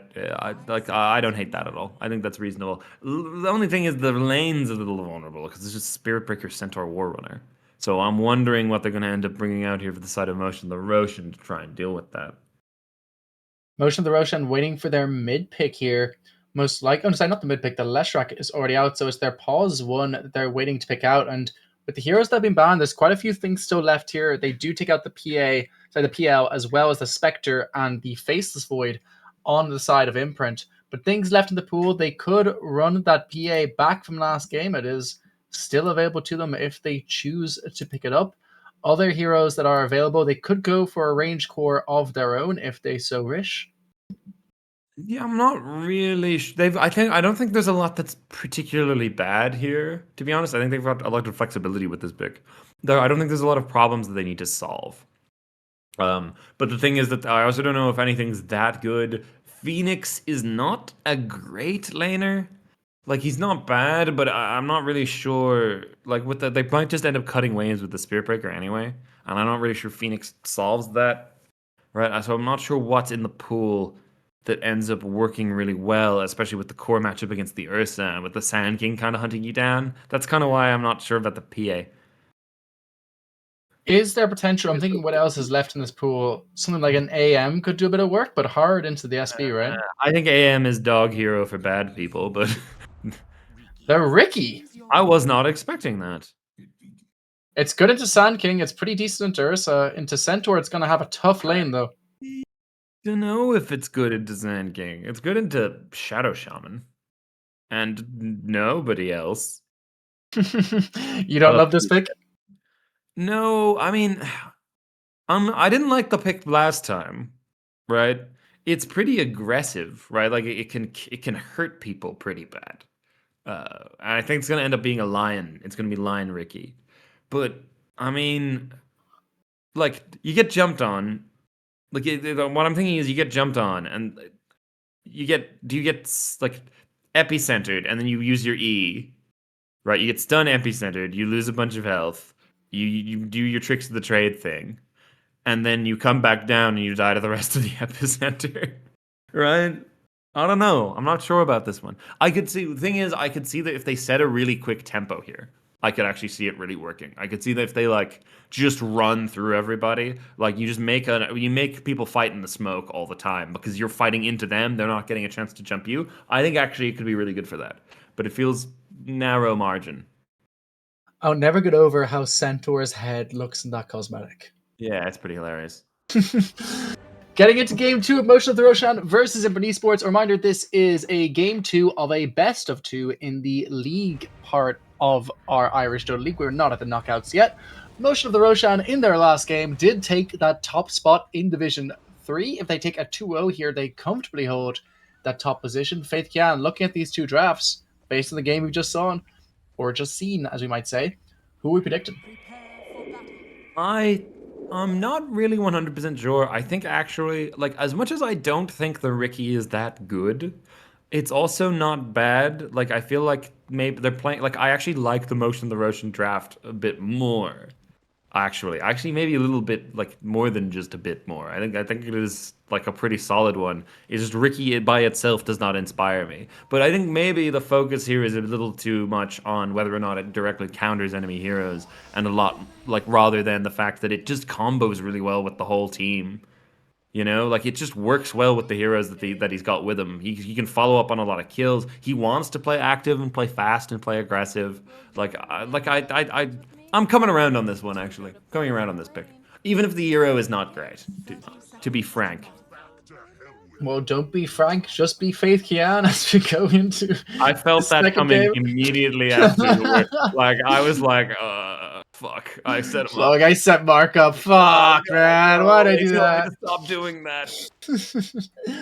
I think that mid lane is going to be really important this game. I think whoever comes out of it feeling better is able to set the tempo of this game, and that's going to be the lane I'm going to be heavily focused on this laning stage as we get into our game two. Seems like both teams recognize the importance of this matchup, just going to take those easy bounty runes. Of course, Passport Issues able to take the 1-1 against Motion of the Roshan, so kind of sets up Imprint here where they really need to get this. Luckily, there is a shitter team that hasn't taken any called, June Squad Junior, that puts them comfortably higher than the rest of the teams. I think I got 2-0 versus them. What charitable fellows. I will say, Mark, if you're gonna have your eye on mid for this game, it's probably gonna put you straight to fucking sleep because this is gonna be a Sand King who doesn't really want to lane at all, and like he's just gonna ignore the lane mostly. And Lashrak, it would be a hard kill for Lash to get most of the time, but he went for the which I'm seeing a little more of the chronoptic nourishment facet, not like the quick fast diabolic edict one that makes it do 1 billion damage. So I don't think anyone's killing anyone in this lane. Well, we say that, but I saw a range kryptonite as well as a ward kill level 1, so I'm pretty hyped. But meanwhile, it's the side of Motion of the Roshan who are killing their own couriers this time rather than Imprint being the animal abusers. Nice, good for them. Good job. Way to abuse those animals. Yeah. I always say that to people, you know? Yeah, that's what I say to you after you flame people in your pubs. I never flame. I have a perfect behavior score, I'll have you know. You're gonna briefly encounter the Ricky problem, which is that Ricky is a squishy boy who doesn't like to be hurt. And he's laning against what will end up being a considerable amount of burst damage. Yeah, and he has no ways to sustain in that lane either, with the Lion being the one backing him up. I mean, he will get extra mana, but that's pretty much it here, right? Yeah, I mean the stun, like the Lion's not the worst, but he's not great. Like as far as laners go, he's just having that level of stun and the mana suck is actually pretty reasonably useful. But he's not the kind of lane dominator that you'd maybe want to balance this kind of thing out. And he's vulnerable himself to getting burst.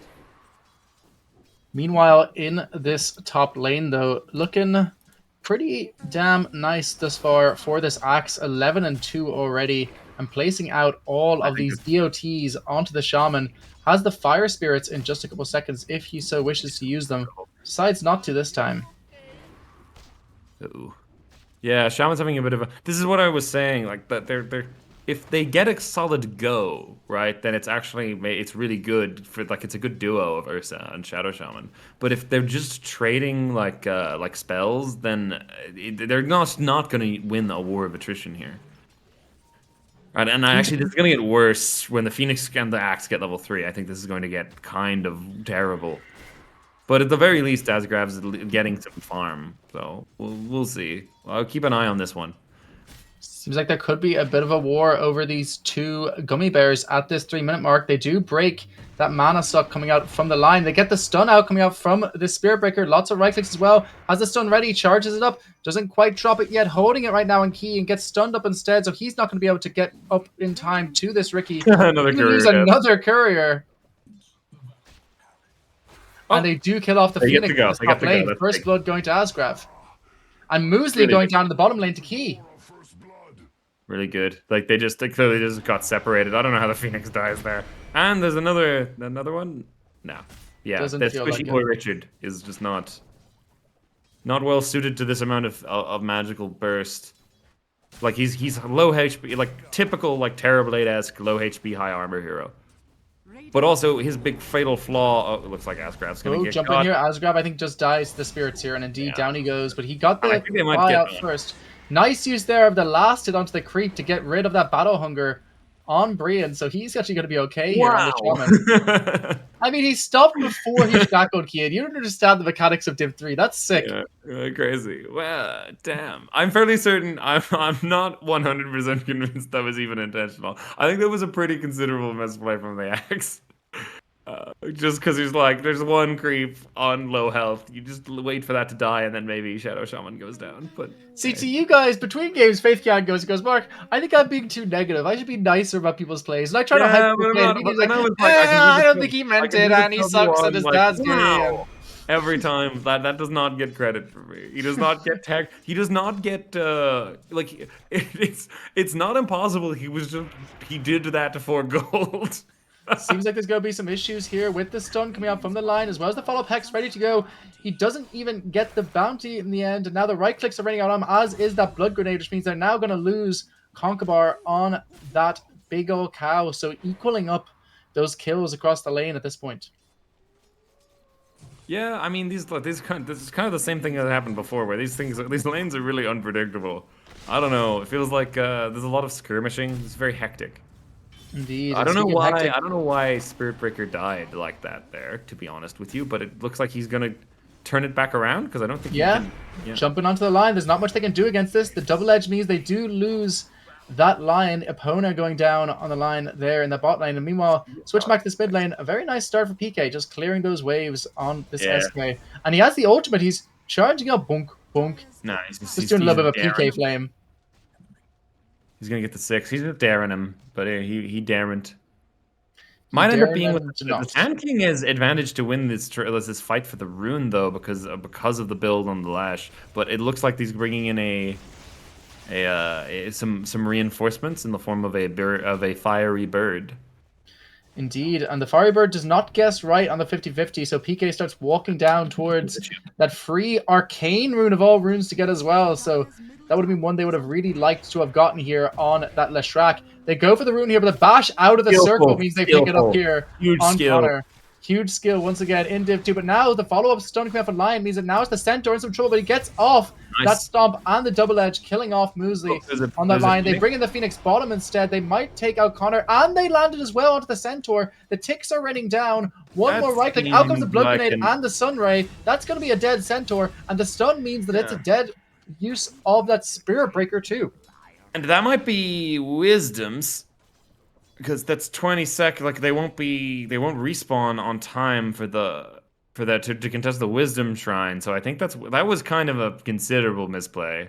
Like I don't know why. Like one of them should have died, not both of them. Straight towards the Wisdom Shrine, walk right over to it, picks it up. That's gonna be a fast 6 on Lion, which is exactly what you want on this hero. And Centaur doesn't even go to try contest it. Second time, like the securing the Wisdom Shrine is so important. In this game, and the same thing happened last game. Well, it was actually more of just an outplay from I think it was the Quifer who stole it, but yeah. Quifer, I believe his name. Hang on, jump in here though. Double stun comes out from the Centaur as well as the ult. Has no ult to speak of on this big Ricky. Nice use of the stun there from the Lion. Saves his Ricky potentially here. The clamps are going to finish off the line at the end. So you're happy with that. Greeted a little bit too hard on the Sand King and ended up. I think that I feel like not getting the Ricky there is kind of a big deal, even if Richard is now just fleeing for his life. Indeed, the Richard walking away, still not level 6 on this Ricky, despite getting the rest of his supports higher level off the back of that Wisdom Steal. And now it just means that this big old Spirit Breaker can keep chasing him down through this jungle and pressuring him over and over again. The problem with Ricky is that if he cannot lane, he cannot do fucking anything because the hero has 700 HP. Largo starts with more health than that. Centaur starts with way more health than what base no stat items than what Richard has right now, and he looks like he's gonna experience a little bit of pain. Yep, he's pretty dead here. That double edge is gonna finish him off, so he's gonna be even further away from that level 6, and with that falls to the bottom of the course. Yeah, that's rough. There isn't a lot of great avenues back into the game for Ricky outside of catching some people out and basically being spoon-fed some kills by his team. But he's got a team that could spoon-feed him, right? So Indeed, a little bit of saying and he might be in a good position. C-Panda's got an amplified damage rune, and Key is about to experience regret. Indeed, Key makes a jump in onto this big camp, but now here comes that Leshrac. The stuns don't quite connect yet in time, which means he's able to get off that ultimate, so he can't even get the finger in time, and Key just walks away from that one. All right, don't know what the fuck happened there. I think God's intervening to make me wrong about shit right now. What did I This is tell you about bullshit. calling me God, Keaton? Stop it. Stop How I glazing me, have Zoran. no idea how that didn't end up in a kill. What the actual fuck? Um, It looks like it might be the end now as he's caught out here, but the Leshrac has left. He's gone back to mid lane, so they lack the damage to be able to do anything about the catches that they're getting. Ricky at least will get level 6 off the back of this next wave, so will be a little bit more survivable after that, perhaps. yeah, I'm not sure. I'm not as familiar with the chronaptic facet majigger thing. Hex comes out onto this Phoenix. They're coming in with the axe to get the big call, but well played there by Asgraf to move a little bit to the right. Doesn't get caught up by that call. He Very gets careful credit. play here from the Ursa. He's He still gets chasing credit down for this Phoenix. He's also got that blood grenade on top of him and the charge coming out from the Spirit Breaker. They have the slow as well. Down goes Phoenix, and they're not done yet because they have the charge coming through. He gets the bash on the way from this big Spirit Breaker. They try to get the ult off, but Lion there in time with the stun. Can they still get the ult off? It looks like they will, and Ricky's come in, and Ricky dies as soon as he walks into that fight, even further behind now. And the follow-up with the Ward Chop as well catches out that Lion. They will finish off Big Balls Boy, but they're going to lose 3, make that 4 heroes in order to do so. A ginormous fight from Imprint. That was really good. That was some. I mean, they rotated their heroes. They brought more people. Imprint does what Imprint does best, which is have more guys than you because they're always together all the time. I'm not gonna lie to you. I know that people are getting this chronoctic facet thingy on Lesh more. I don't know what it does. I was kind of looking. I don't know why people are doing it. And in this game, I'm still asking that question. Because if he had his W, he'd be able to murder half the enemy team just by himself. And instead, it just feels like he's... Like, maybe when he gets more farm, it's going to become more impressive. But it feels like, considering the tempo that they're trying to set in this game, or that they would want to set in this game, that this is maybe taking a lot more work and effort than it should be. We're seeing the issue come to play in this bottom lane now with this Ricky almost level 6, whereas this Centaur is ginormous. Level 9 on key, untouched, 5.3k net worth. Going to finish up both that pipe and that dagger in no time. And that pipe really going to nullify the effectiveness of this Leshrac's timings, especially because he doesn't have the physical damage, which the Diabolic Edict would have if he had gone for that other facet. If as soon as what Imprint should do as soon as they get this pipe is just force down every tower on the map, because there is literally no way they die with a pipe, right? It's a really early pipe, really well done by Key. They just group up and they get whatever they want, and there's fuck all anyone else can do about it. Like what possible response could they have when the Lesh doesn't do that much damage with this build, it seems. And they've got, the Lion, the Phoenix, what are they supposed to do? Lion caught up here immediately by this big old Spirit Breaker, which means that's a pretty easy kill onto him. Phoenix doing what he can to keep his friend alive, but it's not going to last very long. Just a nice little free kill that's going to transition into a mid-tower, I'd imagine, Hopefully. as Centaur does pick up that pipe. They should just drop snakes. They don't have to worry about anything. Does he even have does Axe have a blink, or is he going Blade Mail, or what was his plan? He is going for the Blade Mail first, and he doesn't even have it yet. Yeah, I don't think, I don't hate that call or anything. I'm not even sure if the blink would be enough. But with a blink, at least you might be able to grab a Shadow Shaman or something and still kill them. Whereas with the Blade Mail, you're just going to be awkwardly walking at the enemy team for this. In comes the big use of those snakes. They've actually caught out the Centaur. They have no charge to speak of, but the Hex is there with the ult coming out from PK, which now means you're in huge trouble on this Leshrac. Down goes the Lesh and the tower, and the Lion needs to walk away from this one if he's going to survive through this fight.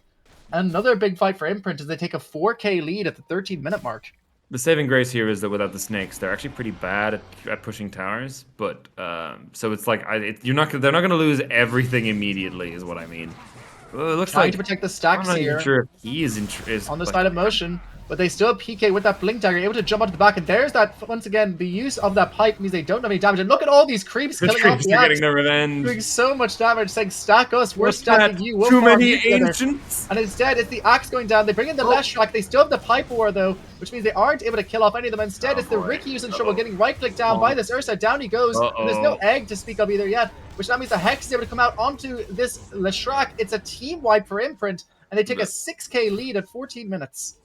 Yeah, this is looking rough immediately now. Like they're buck. Like I thought what I was kind of expecting, right, which I think has some merit to it, was the idea of, you pick up the Ricky.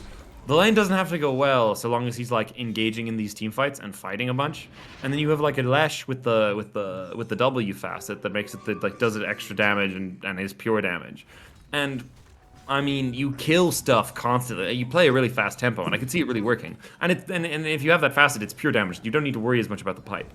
But instead, what we're seeing is, Lesh is going a greedy build. They lost bot lane pretty hard. The Axe is not capable of single-handedly doing much until he has Blade Mail and Blink. And so, Imprint are pushing their advantage pretty concretely.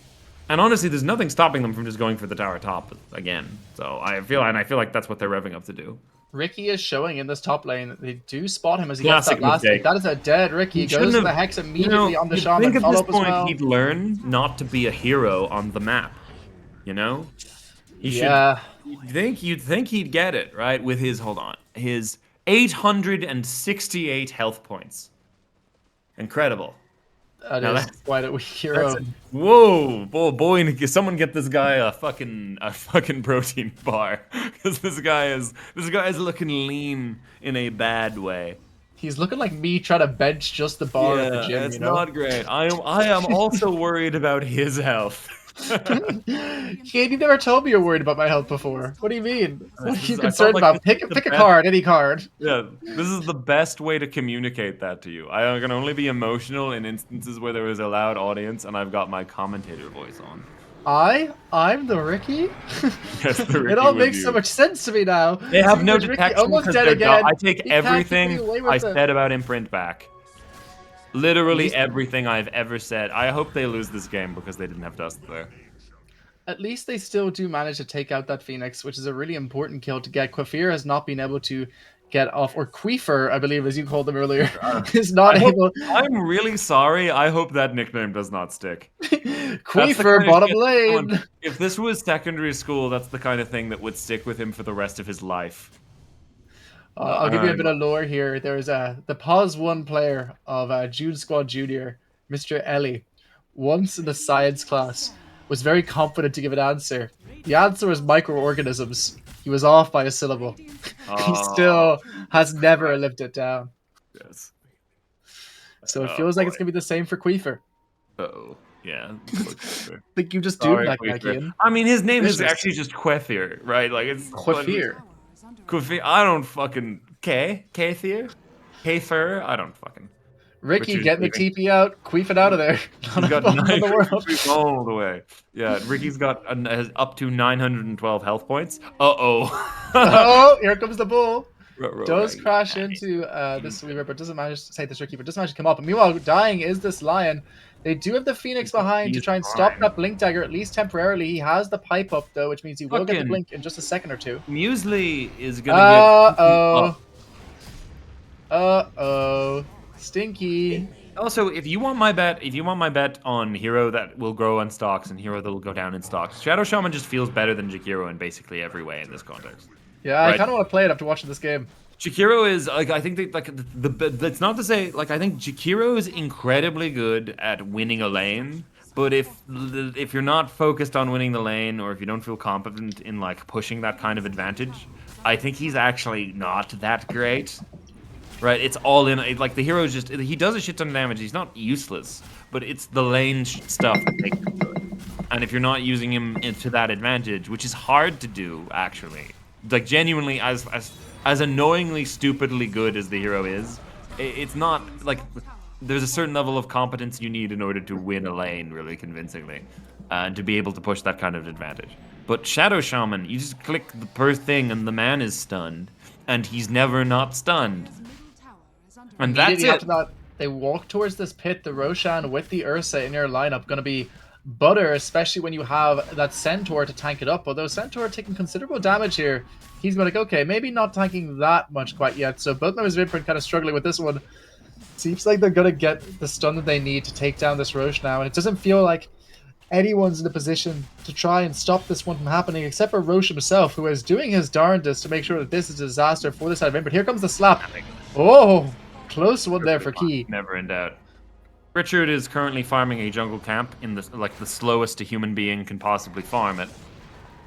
Still trying to make a go here. They do have the blink from the Sand King if they want to do it. And yeah, he's going to be all but dead here on the Lion. That's another free kill. He does channel the ulti for just a second there. The delivered Sand into King. his backpack.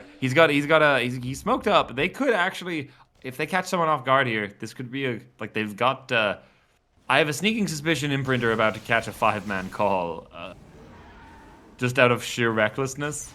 This is the can't go high ground team, right? That's these guys. They used to be. Now they're kind of known as the don't go high ground team because they kind of over adjusted. Yeah, I used to be scared of heights, but now I don't go anywhere high, so I'm fine actually. That's kind of what it is, except for when they play us, in which case they go to the high ground quite quickly and beat us. So you know, here comes the Axe. They're pretty well spread though.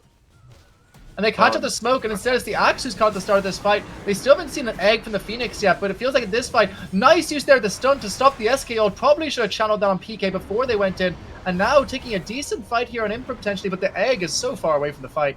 They can't really do a whole lot with it. Yeah. But the Shaman walks in. The Shaman might be going down to me there afterwards. It's a double kill for the side of Motion of the Roshan. They're pulling back in their first successful team fight so far, and they're not quite done yet with the slow being thrown out onto the Spirit Breaker. Spirit Breaker turning around now, making it look like he wants to go for that regen rune, but it could be quite scary if he chooses to do so. The stun comes out from the Lion. It is catch out here. They do have the Centaur to jump in if they need to, but in comes this Axe once again. Triple chop for this Axe. It's a 3-for-0 in this fight. A disaster of a team fight for Imprint, not what you want to see when they've just gotten this Aegis. It wasn't great, yeah, but I feel like once they do the reset here, I feel like they're maybe being a little bit ambitious with We're gonna see if they can. They chop down the Leshrac immediately, and now they need to make like a sheep, get the flock out of there. Things are gonna go from bad from worse as they catch up the follow-up onto the Phoenix. The Axe jumps in with a really nice call, but it's not enough because they have the follow-up of the ult coming out from the Sand King, and the right clicks are there too. So they just chop down Dragon on this Axe. Can the Riki get the ultra kill here? That is the question. He's ready. He's primed. He's behind. He's got a Diffusal Blade. They could make. Is he gonna cut the wave? Is he a god? No, he's just going courier hunting. Courier. Nice. Oh no, PK's courier and Asgrav's. They lose about 2,500 net worth out of those two couriers, so not bad. Fun. Well, I mean, is he gonna cut the net? Nah, it's actually his delay on the hilariously his move there actually kept the range creep away. They're gonna glyph the creeps for no reason. That was a bit of a mistake, but hey. But his intervention there actually drew the range creep away, so it didn't get killed. It was delayed and it didn't get killed by the tower. But it is fine. Seems like Imprint now, despite that one mistake, they've taken all but one of the outer towers. PK? Dead. I think the all chats might go a little bit quiet here for a minute or two. Not 100% certain why he opted for Boots of Travel. Also seems like this Shaman's going to be going down to the Riki here. Nice use there, the Hex, the Blink by Big Balls Boy. Well played by Brian. Richard should be able to get kills on stuff like that. Oh, Hex coming off on the line. So a bit of a diverted path for the Spirit Breaker Airlines. He is walking away though. They don't have PK. They do the Centaur behind them, and he is hit up with that big shield, but it's not enough. He blinks onto this smoke storm, which now means that he's in trouble here on the Centaur. Out comes the egg, walk away, but he doesn't have the Centaur ult to run away here, which now means that the Axe can come in and finish off the Centaur. It's a disaster. This Aegis has spelled trouble for the side of Imprint. They've gotten nothing off it, and they've lost a huge amount of their advantage. About 5k of their net worth gone down. Yeah, that wasn't great. It's not like they've kind of whiffed this Aegis play a little bit. Like it's not the worst, right? They're still 7k up, but I felt like this Aegis ended up being kind of a waste. He's gonna probably maybe go for the 9. Maybe. Yeah, the Lion is dead here almost certainly. Nice. So a nice kill for Asgrav. Wicked sick on him. And they do still have a Tormentor to play with if they wish to do so. They did get a decent amount of outer towers, so it's not that they didn't get anything, but this was way less effective than it probably should have been. And now I think they're gonna want to like set up a bunch of towers, set up a bunch of items now. They're really just hemorrhaging people across the map. Controvar is gonna go down. Indeed he is. The Axe picking up another kill. Dragon on this Axe playing very impressive. Actually, both games this guy has been, I think, the backbone of Motion of the Roshan. Yeah, he's having a good one. He's keeping them in there. He got some good calls, doing some good stuff. I don't know. I feel like the backbone of Motion of the Roshan right now might be all of the feeding that Imprint are doing. Man, think, you say to me between games, I'm gonna be really nice this second I think game. I'm Call not out saying good anything that players. they're not saying to themselves right now. This is like the start. Like they need to correct this because if they drop a couple more kills like that, then this game evens out. And Ricky has like I will have you know, Ricky has over 1,000 health points right now. And Holy that shit. number is only he's carrying a nullifier. So while the number is gonna go up, it's not gonna go up very fast. But I'm actually not sure why he's queuing a nullifier. It's to I nullify have the absolutely no spirit? fucking idea why this. I guess Yeah. the bulldoze. Couldn't he also? Huh? The shaman, the innate. Do, does it? Does the spirit breaker? Sure. So, but does it work on the shaman innate? I'm not quite sure. I don't think it because it's only a second of the bigger thing though. Isn't there a diffusal upgrade? There's the disperser if he wants it. That Uh-oh, also- Brian Nice. gets the blink out in the end. Shard goes onto the Spirit Breaker. Really, really nice shard to pick up there for him, but that's the speed shard for the Charge of Darkness. Yeah, I just wish that Ricky bought a bracer or something. I don't know. That bracer He's would be gonna nice. like the once this ad comes out on PK, if Ricky is nearby when the epicenter goes off, he will explode. Like he's gonna die immediately off screen. And he's only about 100 gold off it. They're choosing not to wait for it before they go for this fight, which is, I feel, a little dangerous. I feel like you just drop the wards in this tower and you wait to farm up that Ags, no? I guess they're counter smoking. He's going on to the Uh-oh, Ricky! Yoo-hoo! We're here! Hello, Ricky! And he gets Good chopped God. out again, I'm usually. A bit of a sneeze ult there from the Centaur Yeah. towards his bottom lane. This is a dusty room. Oh, looks like they're gonna catch each other in the smokes, but the Lions in a better position, but they are actually gonna back out. Indeed, a big moment here for this game. The Ricky has fallen behind the Spirit Breaker. And in comes the ult from PK. Doesn't quite connect there. Erectile dysfunction happens in many men. Don't worry about it. You're a So little bit I've of a heard, singer. but Often losers. paired with boldness, I hear, Faith Kian. Hear that? Oh yeah, I really got humbled there, didn't I? You know what? Comment redacted, actually. You know what? You know, we're gonna be Fair mean play, to my fair Dip play. 3 boys. I I'm have gonna be been mean back getting to a bit you. big for my boots recently, and Yeah. I'm glad that you corrected me. Yeah, you're also big for your trousers, you big fat oaf. Meanwhile, jump in onto the Phoenix. Alright, that was a little fun. Yeah, that was just mean, actually. I feel bad about that one. Here comes the egg. The egg is going to be... Oh, the follow-up call, though, is ginormous with the axe. He's caught on good all lord. of Imprint. That's Oh, a sweet dead mercy. big balls boy. PK also going down, and now it looks like he's in huge trouble. He is just one more right-click down from death. That's a triple kill. The savior of this game is Dragon. That was some fucking stylish. That was some good. It made me forget about your hurtful words for just a moment. No, that was a really fucking good. Holy shit, that was just well done. Like I think. So this is one of those moments where I'm very sympathetic. Like as a general rule, I do think you should just make the right decision regardless of what your team does. And Asgrav, you could see how torn he was about how hard his team was diving. And he was right not to go further, to just focus on getting the tower. But at the same time, if he had jumped in, I think maybe they get the Phoenix egg, and maybe that doesn't go as badly. But he still probably dies for it, so it's hard to say. But I could feel like he had a real Sophie's choice right there. What do we make of this award by the Rush? But I really like it. It's probably not gonna. I think it just got caught by that sentry. Yeah. Yeah. Oh, catch immediately onto this Spirit Breaker, but they have Asgrav here, and they have no egg this time. In comes the ult as well from PK. This time he has the Aghanim Scepter as well, so the damage output's going to be a lot higher. They need to catch the Axe, and Brian does catch him with that full-length Shackles. There's nobody from his own team to try to save him, except for the Celestial who's coming in across the top lines. They do have the BKB ready this time in Asgrav. Then comes the smoke from the Ricky, and it's doing a lot of damage here. They chop down Big Balls Boy, they chop down Asgrav, and now it's just Key left alive and PK to try and save this fight. They do kill off the Ricky, tear through all of that ginormous amounts of HP, but the call again for the Axe Dragon, saving this game for his team. Oh man, oh that's fun. I mean, Ricky just died. He died to background radiation. He's going Lincolns now, which is good. He's decided not to get the nullifier. The Lincolns is a good shout. But that's God, it's funny. just like so like a light gust of wind, just absolutely brutalizing him. He is now back ahead of the Spirit Breaker in terms of net worth, not by much, Not but by is much. still ahead. Something, and he's catching up on that. To be fair, the Spirit Breaker and the Phoenix are decently farmed, so it's not that bad.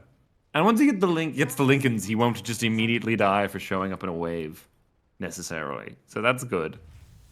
But honestly, all the maybe this is the benefit of the Lash build is just how well he seems to be scaling. Like they seem to be having a significant difficulty with him, and it's like the Lash and the Axe seem well equipped to be able to win this game. Axe has got an Axe queued up. Yeah, this is an item used to be quite popular in this hero, but we see it less now that they've changed it to that counter heal like stacking effect. Do you think this is any good for the damage reduction, especially into an Ursa maybe? No. Well, Yeah, I don't think it was. I don't like this. Really depends if I'm reading because it says the attack damage reduction is 12%. But if I'm that's not like because there are certain abilities that reduce like people's outputted damage by a certain amount. That just says attack damage reduction. And while that's not nothing, Ursa's whole thing is building up an attack modifier on you that does the damage as opposed to just having his right clicks do it. Jump here into line to start this fight off. Good target to take before this fight starts. They might try force the Roche off the back of that one, Faith Kian. It might work on Stinger Spines from Sand King Eggs. I mean, he's not going for damage yet, though. He's going straight into that BKB instead of into damage in this SK. Do you rate that? It's insane. Like, I mean, it's an insane game to not have a BKB in, so it's a good call. I'm honestly, I feel like Key's making a mistake here. With PK? PK's caught up on this high ground. They do have the Hex coming out, and the follow-up with the Spirit Breaker bails him out this time. It's a good, so good positioning from the support. It's awkward, but it's like they're revealing stuff. Muesli has been dusted, which puts him in immediate severe danger. Indeed, Stomp comes out here from Kia. Really nice Stomp too. They're jumping immediately onto the Phoenix. The Phoenix eggs start the fight off. PK tries to jump in, but he jumps onto the egg. It just gets chopped. With an uber scorpion right there. Hey guys, you almost didn't kill me in this team fight. Allow me to solve that problem for you. Give me 5 stars. There's on this whatever famous review picture service. of Hulk Hogan kicking over the World Trade Center. Yeah. And he goes, Lord. "Where are you going, guys? I did this for you." And it's like, when you think you're doing something for someone else, but they really don't want you to. I feel like that's what happened in that fight. A bit of a Hulk Hogan at the World Trade Center moment for the side of Imprint. Good lord. I think he forgot what team he was on. Uh-oh. Yeah, let's all escape down together. here. He's gonna go down as well. Rip. I don't like the Ags here. I don't know what the Ags is supposed to even be for. Yeah. Occupies gonna end up getting got. Epona's gonna Epone you. I don't know. There's not a lot to work with there. What the fuck am I supposed to do with Sea Panda? There's a lot you could do with Sea Panda. Really? It's just like, I mean, when the moment arises, but it's like very endangered. I guess that's workable, right? What do you do when you go to the fucking zoo or something? You see a panda. You see the fucking pandas. Let's go. Except no, we don't, because there's not that many pandas. Panda diplomacy, man. It's a ruffian. Yes, There's one for people to look up in the chat tonight if they'd like to become more educated. Look up the policy of panda diplomacy. You read that article they wrote about like some released documents because they gave a panda, like the Chinese government gave Dublin Zoo a panda on loan in like the 90s. And they linked its death to that visit. Like they blamed Dublin Zoo for it. Speaking of death, fight breaks out now. Really good initial cash onto the Lesh. They don't manage to jump him out fully, and he gets off the ethereal form. And now the big call is there. So big brawls, boys. The first one go down. BKB popped here on the Earth. Looks like Can they get off? Been lent to Dublin Zoo. It doesn't seem like they can do enough here to keep this Leshrac alive, but he is still surviving towards the end of this fight. Instead, it's PK in some trouble. Leshrac stays alive. Stun is there. Tales of my death have been greatly exaggerated. The mighty sea panda, known for its durability and the fact that it is distinctly not fucking endangered. Pandas, of course, famous for staying alive. Really non-finicky animals, not some stupid fucking bear that eats 40 kg of bamboo a day. I fucking hate pandas. Captivity. Shit out of them all. Damn. Yeah, one thing that is nice, though, very quickly, if I can mention this, they do have Edict to take building because they didn't go for that facet. The Majestic. Yeah, that's the thing. That's the good side of it is they can push because otherwise they'd be relying on Richard, which is not good. Oh, poor Richard.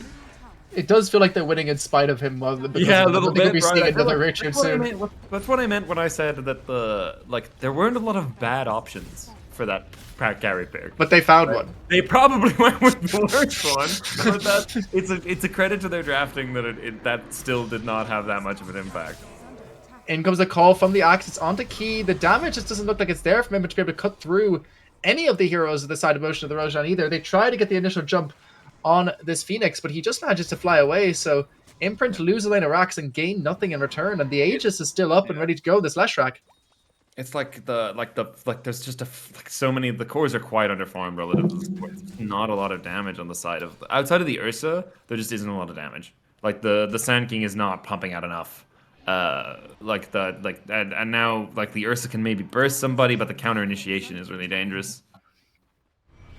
Conqueror is doing a pretty good job of making sure that the game lasts longer, but I'm not really sure if it's enough. Yeah, this Leshrac just feels so hard to kill now that he has that BKB plus E-Blade. He just, no matter what kind of damage you jump at him, he could just avoid it. And he's going to start moving up this hill with that Edict, with the Lion constantly giving his mana back as well. Damn, the synergy, just sucking off that goat. Indeed. He is the suck goat. Call this guy Nancy Reagan. He walks up this hill. Yeah. He has the big jump in the back lines there. They kill off the Lion first. Great start to this fight. Follow-up kill as well to the Phoenix. But the egg gets off. Here comes the call. Oh, it's no. Day Sweet Jesus It's to the fucking box, but he does manage to kill the egg. The humanity. But it's not enough. The attempt to kill the egg is enough to ruin this fight for the side of Imprint. They do buy back, this time on the SK, to try and salvage some form of fight. But Dragon is on a rampage on this Axe. He's not done yet. He's going to blink in, most likely onto Big Balls Boy. He doesn't decide to do so quite yet. Instead, holding his horses. Nice stun coming out there from PK, but here is Dragon. There he is. In comes a big boosh from this SB, but instead, that's a dieback on the Sand King. Unfortunately, egg go egg, and call go call, and team go by. Just god damn it, man, that was rough. Ooh, maybe? Unless? Oh, no. It's a disaster. Uh-oh. Well, this isn't looking great. I'm starting to think Imprint aren't gonna win this one. Yeah, it's feeling a little bit tricky very suddenly off the back of just... What's that? It's Ricky. Yes, it is. He's got 1,968 health. Good for him. Look at that. It's like the opposite of Biggest Loser. He's twice the size he used to be. Good for him. Yeah, that's and good. We celebrate that. Right? That's a good progress, right? He's coming in. He's approaching a healthy amount of health. I reckon they just like gave him an AirPods with some Lizzo on it. And just had him be proud of him no matter what size he is. Don't run into the smoke! Shaman! Good for him. Yeah, there were solutions. Oh no, man. Imprint, please. You were so close. We need... Oh, you know what? This does kind of screw us because we lost 2-0 to Imprint, so now we've got a fucking mountain to climb to get out of our position in the bracket, but it's fine, I guess. It's all good. We don't mind. Now, maybe you've learned from what have you learned about them from casting that allows you to turn their into an advantage for you? Like, what have you learned about beating them? Make a panic point in the team fight. Muesli is trash talking, which I don't think he's allowed to. It's like somebody like calls their dad to beat you up that goes, "Yeah, that's right. I fucking gotcha." On the average, because like to be fair to like if he trash talked last series, but no one ever asked how was Ricky. That's the only thing I've been asking all game. Yeah. Like last series he did really well, you know, so he can have one as a treat. Here come the big teepees. Could be an issue. You the boots of travel, Sand King. Cue that Dota plays the week's music. I think it's about to get pretty hard for the side of Imprint. They go for the stun. It only goes up to the line. That's probably all they want to get, and they do finish it off here. We'll take that. I'm honestly surprised at the cowardice. I'm not sure why they decided not to take that fight, but hey.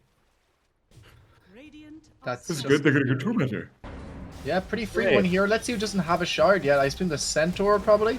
Yeah, that double-edged shard. No, it goes into PK, meaning he's going to get the extra epicenter damage pulses, which are actually pretty damn nice. Pretty good. Yeah, that's something. That's a nice little injection. He's still below the Phoenix. but that's something. Indeed, cosplaying as Ricky at this moment. Yes, Invis boy. Let's see what Ricky's built in the meantime. So he has finished up that Yasha and that obviously the Lincoln Sphere. Sand King is like Ricky is rapidly approaching Sand King's health points, which is dangerous. A dangerous place to be. Like that's a small differential right there. That's margin of error. They are going in onto that BKB on the SK. They've been going for it. It feels like for ages. Like Forever, ever yeah. since Patter's picked up that Ags, he just hasn't farmed a single gold. It feels I don't think this man's hit a creep wave in about 15 minutes. Right, which is hilarious because he did go bots. Right, Yeah. he really needed like this felt. I don't know. I think like the bots pickup ended up really not paying off. What would you have liked to see instead of Shivas? I honestly, you just go boots. Like he just needs to be one item further along on his thing, right? Shiva's BKB, like getting a BKB, and honestly probably like a Daedalus or some shit. I don't know. I don't know what people build on Sand King mid. I think BKB and another damage item would have been totally fine, like genuinely entirely fine. But instead, he gets the bots and then delays all of his item timings, and then he just he falls behind, and all of a sudden he's spending 2,000 gold that could have gone on a better item in order to not be able to do anything else. This is rough. Like it feels like the bots ended up being a massively negative investment for him. 14k net worth lead right now for the side of Motion of the Roshan. They are going to set up around the Rosh, which will be back up, I believe, in this bottom pit, correct? In about 1 minute. But before that, Key is caught out by the Ricky, who's now actually doing damage, plinking him down. They have as well the use there of that summon. A nice charge through from Connor, as you said, the bodyguard keeping this game alive. It seems like I'm for the record, I'm not a doctor yet. And when I am, or when I will be, I won't be one of those ones. But I'm going to diagnose Key with a chronic case of carryitis, in that this man needs BKB and he just does not seem to want it. He is a pause 4 player. The concept is new to him. It's like rabies, like where they get an aversion to water. That's carryitis. It's fatal. There is no cure. Speaking of this, looks like we're going to have 5v5 engagement. Will we see an egg plus call, Faithian? We might just. They catch out the line first at the start of this fight. This would be a really important kill if they can get it. But out comes that smoke to stop the follow-up from Brian. He throws out the cart on the back of the center. They do kill off Brian at the start of this fight. And the Patter ult does very little at the beginning of this. Down goes PK. No buyback on him. Down goes Connor. Ursa is doing everything he can, but the use there of that E-Blade means that he can't even kill off a Lion. Lion also hit up with that Echo Shell, and now I think that might be all she wrote. Was a complete mess. Like the Sand King doesn't do any damage, and he did just kind of pop his cart and run around a little bit. Like that was kind of all he did in that team fight. Like it just doesn't. It feels like weirdly Imprint's coordination just have not felt very good in these past, like this game and the previous one, which is rare because they're normally a team that they practice together a lot. They're normally really good at playing as a team, but this team fight execution feels very scattered. Right? It just feels like it's being pulled in so many different directions. Key that fight is like Latino dudes in Home Depot. He's standing around with his pickup truck and there's no work for him. He's like, come on, man, I need a landscaping job, please. Yeah, help. Yeah. There's just I nothing spent for him. 4,200 gold on this Ags, man, please. My interest payments, they're ginormous. And it looks like they're just going to go up high ground here. They've got the banner. I don't know if got the edict too. We can see it start to chop that tower to pieces. Going down extremely quick here. Meaning there's going to be one more lane for the side of Motion of the Roshan to take before they win this game. Epi's up in 10, but it's like it does not. Echo, No, it's essentially getting counteracted by like a pipe, right? The Phoenix, so Phoenix is a pipe of insight. Like, I think at this point it's just not really doing anything. It's got the magical damage amp, but the whole point is that it adds the stingers on top, and it's just not really doing anything. Oh, will they catch Connor? No. Either way. Like a series of unfortunate events. Hex comes down to Key. Follow up as well from Brian. Gets him with the Hex onto the line, but not much either of them can do here. Both giving them a little kiss in the cheeks, but not deciding to go in fully just yet. I really think they need Oh, a hand. that Looks one like hurt for PK. That's his favorite voice line. Oh, He just damn. got kitty kitty meow meowed. Damn. Try explaining that to somebody. Hex comes out with the blink away from the Whip line. it, Epona no. is playing incredible both these games, and the axe comes in, chops down Big Balls Boy into the use of the catapult there, which might be useful. They've double egged this fight though. Here's the first egg. Groundhog Day. Goodbye, Imprint. Alright, We're all guys, cut the out. Phoenix isn't. Call it. There they go. 5-man wipe for the side of Motion of the Roshan. Alright, Clutching victory from the jaws of defeat. I gotta say, Phoenix, like the first time that happened, right? I was like, alright, I get it. Like, it was real close. But that, like, they're jumping, they're trying to burst the Phoenix. It's literally never happened a single time. And they have the Centaur. They can just run away from it, right? Yeah. And now here comes the second egg. They're going to do it again, Kian. They're going to do it again. It's going to happen again. And that's the game. Bird go egg. Bird not have ability to go egg. Bird go egg. I don't know. Indeed. This is it's late. This is the top tier analysis that you guys pay for. This just kind of sounds like it's like, you know, what if we gave William Carlos Williams brain damage? Bird go I egg. don't know who the fuck Egg that is. bird. It's You like know, he's it's like the children's grapes book. poem Bird guy. go egg. Go egg. Bird go egg. I have just eaten the Bird. grapes that were in the icebox. Forgive me. They were so plump and so juicy. Doesn't matter. What's also plump and juicy is the Aegis. GG, well played. Called by Imprint. It is a 2-0 in favor of the side of Motion of the Roshan, placing them firmly at the top of Division 2. Yeah, that was fun.